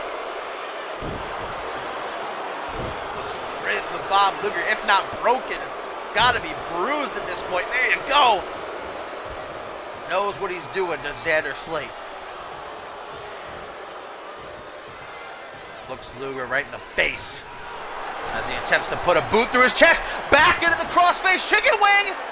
Xander Slate nowhere to go. There's no rope breaks inside of the steel cage. Even though he's reaching, he's got to find another way out, or he's got to tap. Will Luger get the ultimate satisfaction? No. Punch to the nose. Luger will be lucky if it's not broken. But before Slate can react, another German suplex, elbow to the ear. Ooh, that's got to be ringing. Slate gonna take the opening.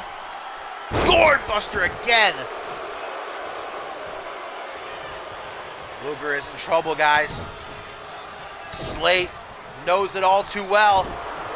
3 punches to the jaw. Luger hanging on in the corner.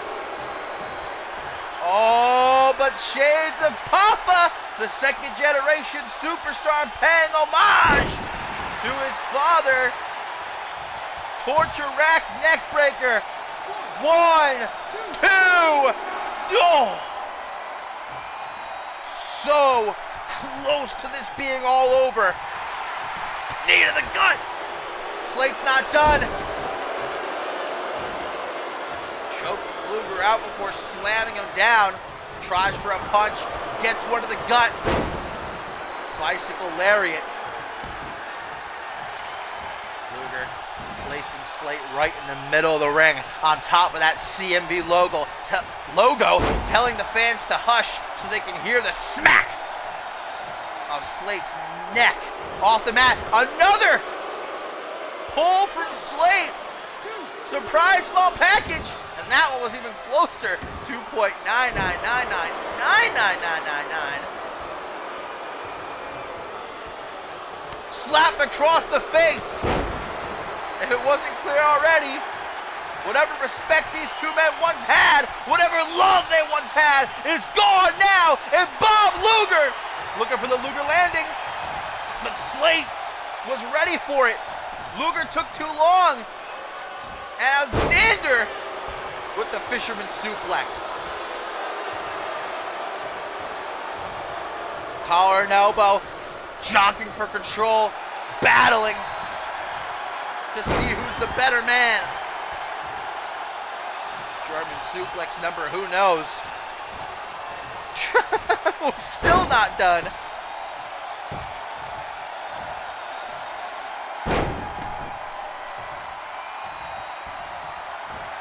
Xander Slate, like a wet spaghetti noodle, has gone limp, completely playing into the hands of Bob Luger, who drops an elbow right in the back of the head.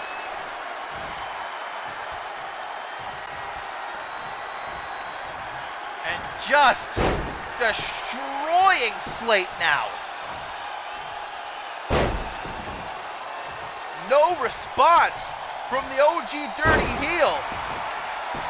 And Luger, to his own detriment, will not let up. excuse my French, but beating the shit out of Slate right now.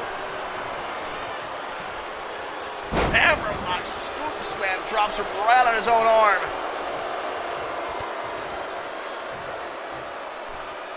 Luger with Slate over his shoulder. Shoulder breaker. Basement drop kick. Look at this, man. Luger can't even stand. He's gassing himself out. And maybe that's Slate's plan here. He's letting Luger have his way. Slate biding his time, knowing that Luger has nothing left. Slate! Slate by Slate! Hooks the leg. 1, 2, but Luger. And Slate's reaction. He can't believe it. Where's he going? This is an escape. There's no running. There's no more hiding behind a desk. And Slate realizes that. He's thinking about it. Should I run? But he's hesitating. He wants to finish the fight. But a part of him wants to do what it does best, and that's run away. And look at Luger just waiting for him. Waiting for him to decide. Luger's not going to make the decision for him. Well, we've seen this switch before, so I'm going to have to.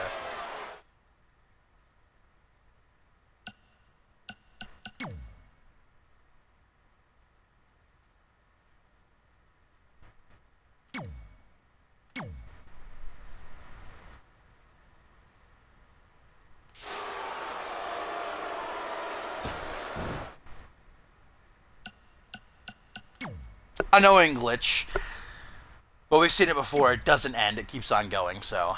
But Slate deciding against his better nature to hop down and greet it with a 21. An early preview, perhaps what we're going to see up next in our main event. Xander Slate, in a very rare showing, decided to fight rather than flee. And now he's paying for it. Look at how Luger's rubbing his hand in Slate's mouth while having that cross-faced chicken wing locked in. Doing all that he can to force the tap. And Slate finds a home over Luger's shoulders again. Lex Luger will be proud as his son, middle of the ring, hooks the leg. 1, 2, 3, and Bob Luger finally puts an end to his war with Xander Slate surviving the 3 stages of hell.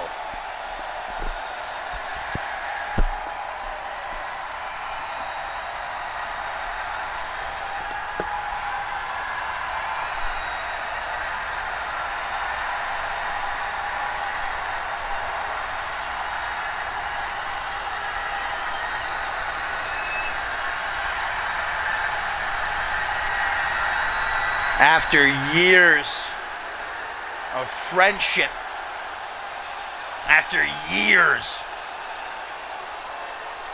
of a bitter rivalry that didn't seem to have an end,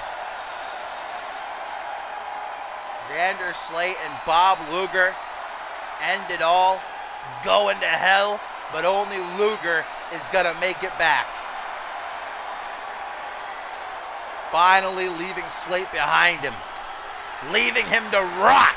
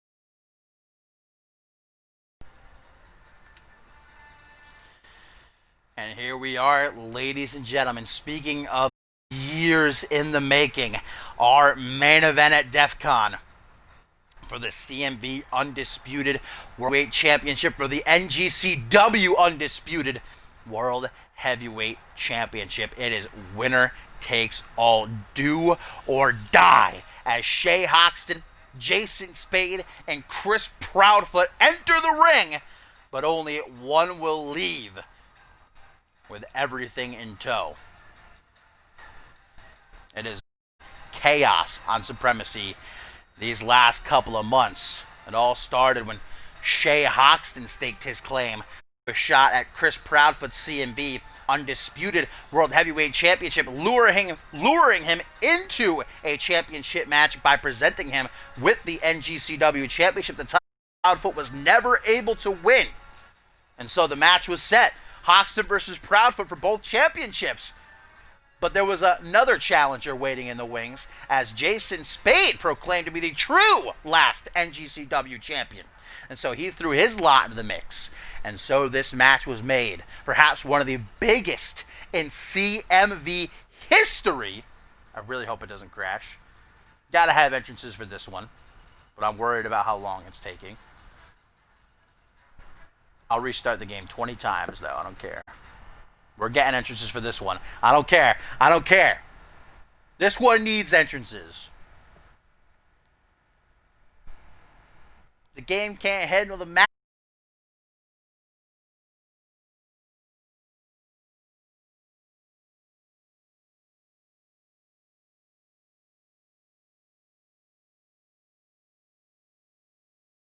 Magnitude. It's okay, it's okay, it's okay. I'm confident that it will leave off on the main event, as that's what it did earlier. It was nice enough to grant us a reprieve before, so hopefully it'll do the same here. We won't have to wait much longer, because I know that Spade is just rocking on the edge of his seat, biting his fingernails.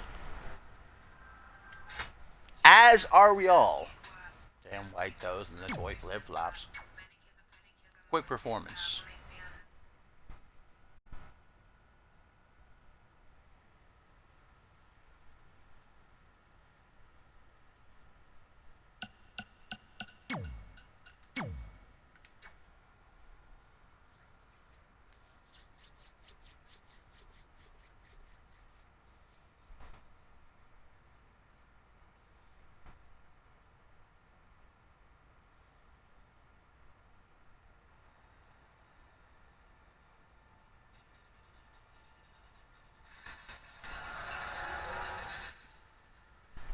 Hey, I knew it. I knew it. Sometimes this game can be nice. A pay-per-view this big needed at least 2 crashes, though. Usually we've got one. This pay-per-view, it needed 2.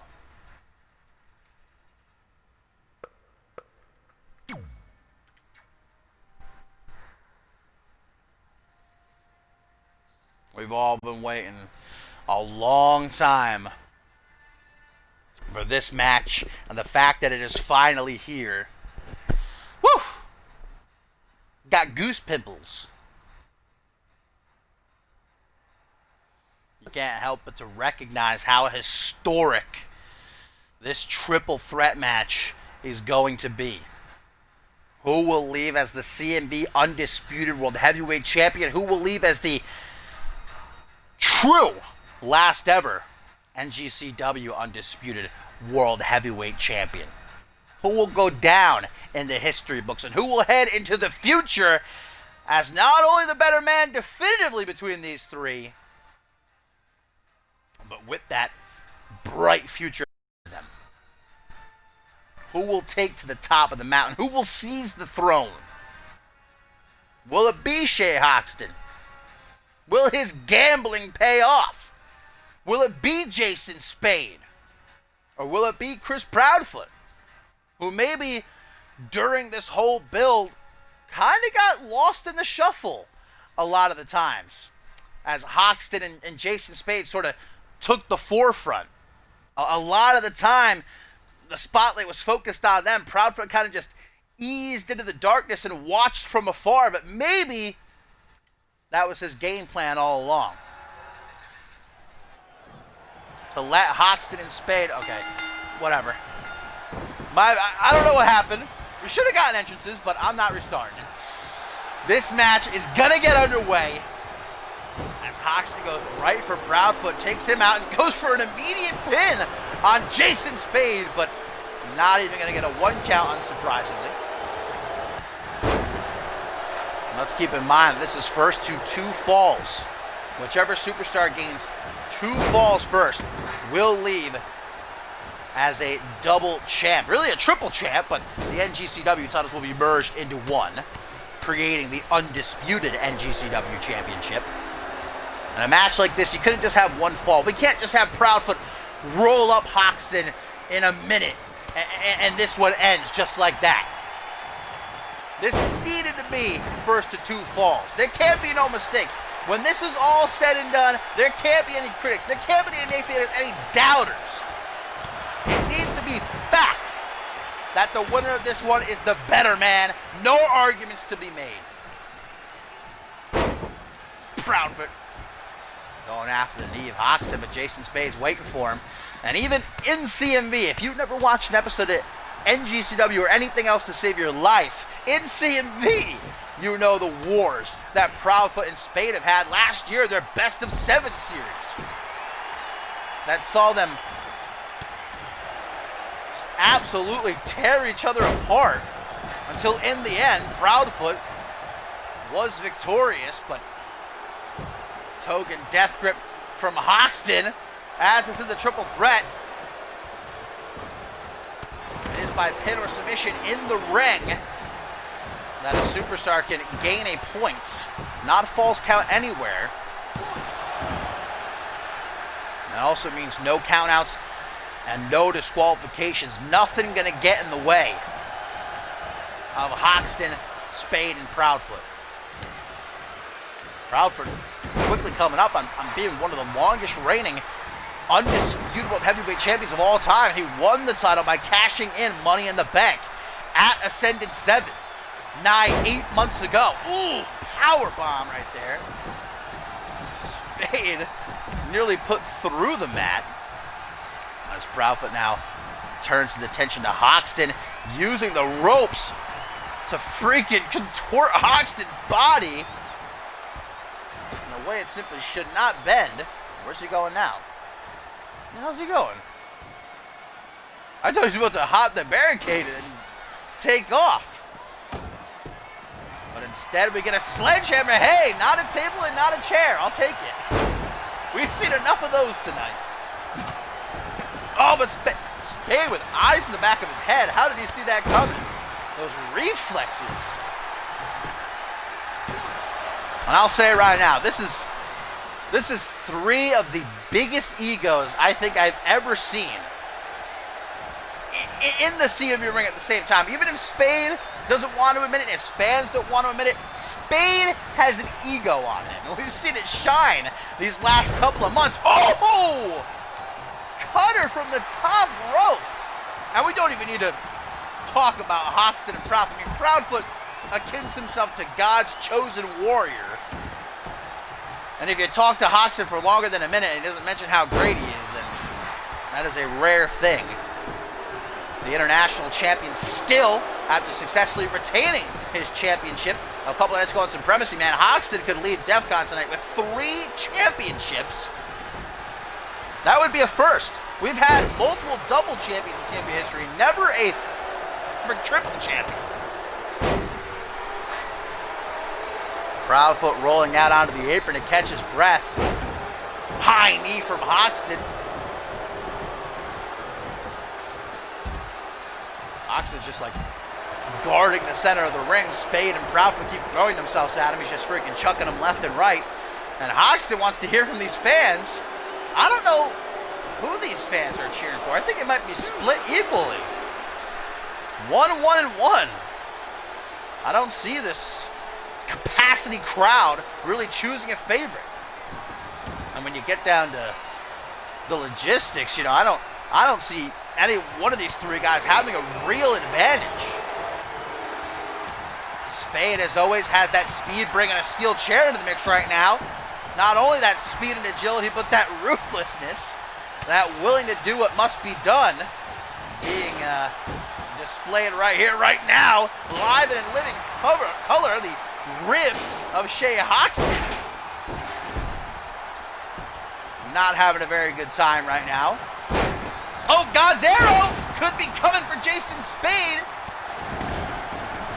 There we get a Superman punch, cleaning Hoxton's clock as Proudfoot drops the outside. Nobody to stop the pin, but only a 1 count for Spade. And then you got Hoxton, as crafty as they come, a real thinking man's wrestler. It's a good thing there's no disqualifications in this match, because you can bet your behind that Hoxton is going to scratch and crawl, do whatever he can. Oh, but might not have a chance, Jason Spade. What? Hoxton? I don't even know if Spade got that fully locked in. Now Proudfoot's got a kendo stick, a sledgehammer steel chair, now a kendo stick. Roll through butterfly DDT, almost down onto the steel chair. Hoxton got lucky there, saved, but by the grace of God, maybe.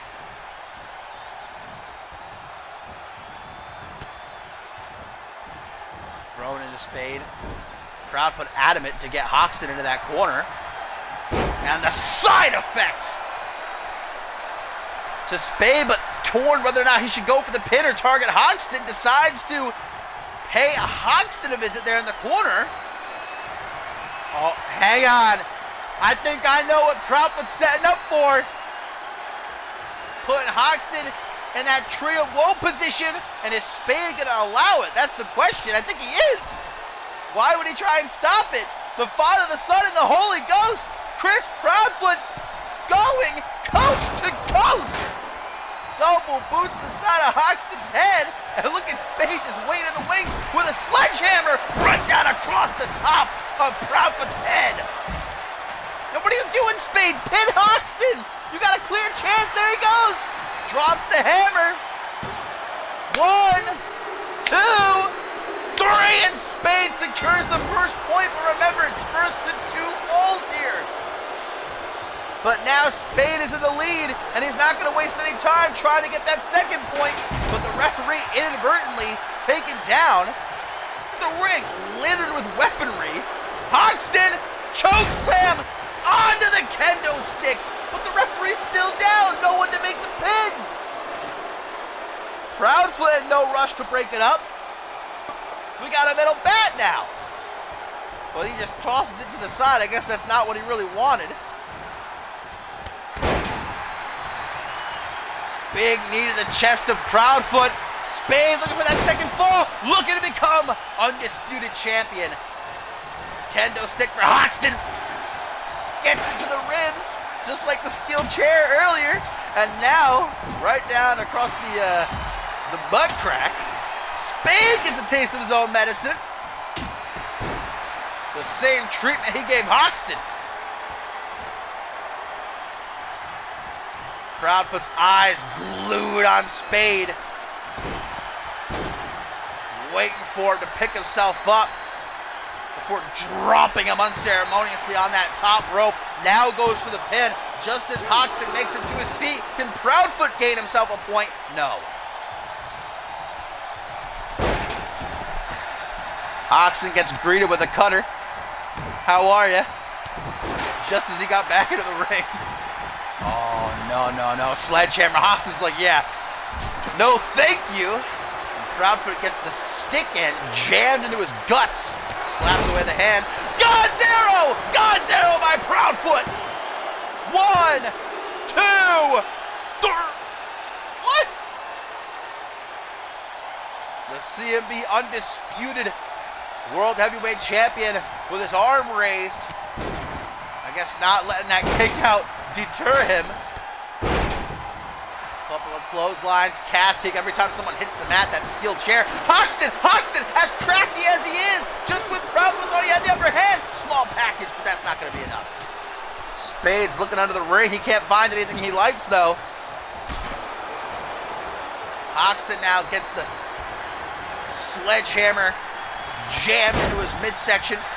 Another knee to the chest of Hoxton. And Spade continuing to go for these pins. Proudfoot hesitated for a split second.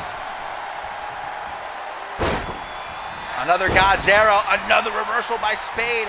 Tadpole splash. Spade, where's he going? What is Spade doing here? Hoxton beginning to stir. Spade looking for something. Hoxton's going to take the opening, though. Why wouldn't he? And Hoxton! Did he get it? Did he get it? That was a 3. Was that not a 3? And there is a table. That's what Spade was looking for. I think this is the 3rd match tonight, maybe even the 4th, to have a table in it. Proudfoot thrown to the outside. Hoxton Irish whipping Spade into the corner. Coming up from behind. Gonna put him up on top. Wait a minute. Wait a minute. Hoxton! We've seen him do this before. He pulls this out in big matches. And if this ain't a big match, then I don't know what is. Hoxton looking for the top rope. 21! Spade's neck folding in on itself. And now Proudfoot's got a ladder, but Hoxton shoots the half, hooks the leg. 1, 2. What? How on God's green earth did Spade just kick out? And even though he did, you can see he's still dead. Dead to rights, he ain't moving. That kick out was pure instinct. Proudfoot counters the choke slam into a complete shot. Hoxton almost falling right down on top of that ladder that Proudfoot pulled from under the ring. And now Proudfoot falls onto it. Once again, he who introduces it shall be met with it. Hip toss by Spade. A knee right down the sight. Sledgehammer. Kendo stick. Steel chair. There's a metal bat. Spade's now got the table in hand. And remember, Spade is 1 point up. Hitting Hoxton earlier. Wait! Hoxton went for the choke slam. Spade was quicker. Lansenberg lobotomy. Lansenberg lobotomy. Proudfoot's still down. Can he get in the ring in time? Johnson's trying to beat him to it. 1. Oh, man. If Johnson was in the ring, that probably would have been a 3 count.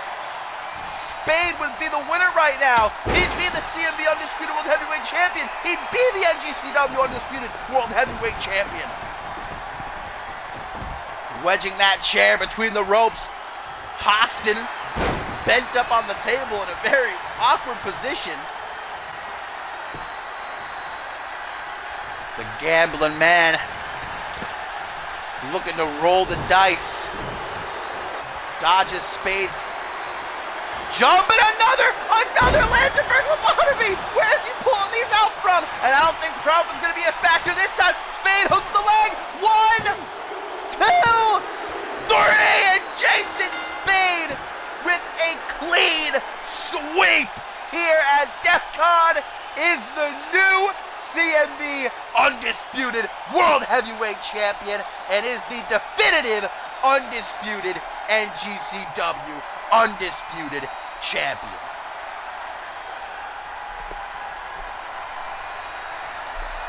My God. I think we just saw every single weapon available in the game used by these 3 men to beat the ever-living hell out of each other. And I don't know who was supplying Spade with those Lansenberg lobotomies. Proudfoot saved the day the first time, but unable to do so again. And Jason Spade taking that NGCW championship, as there can be no argument now. He is the last ever NGCW champion, but he is also the new CMV Undisputed World Heavyweight Champion.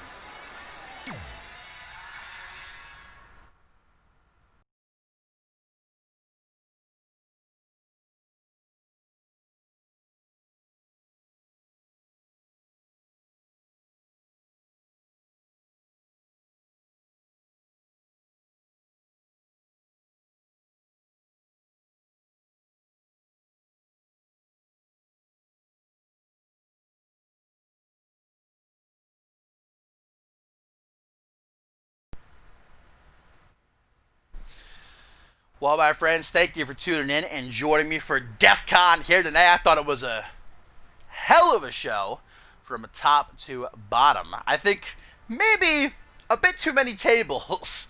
We had a table in the main event. We had a table during the DEFCON match.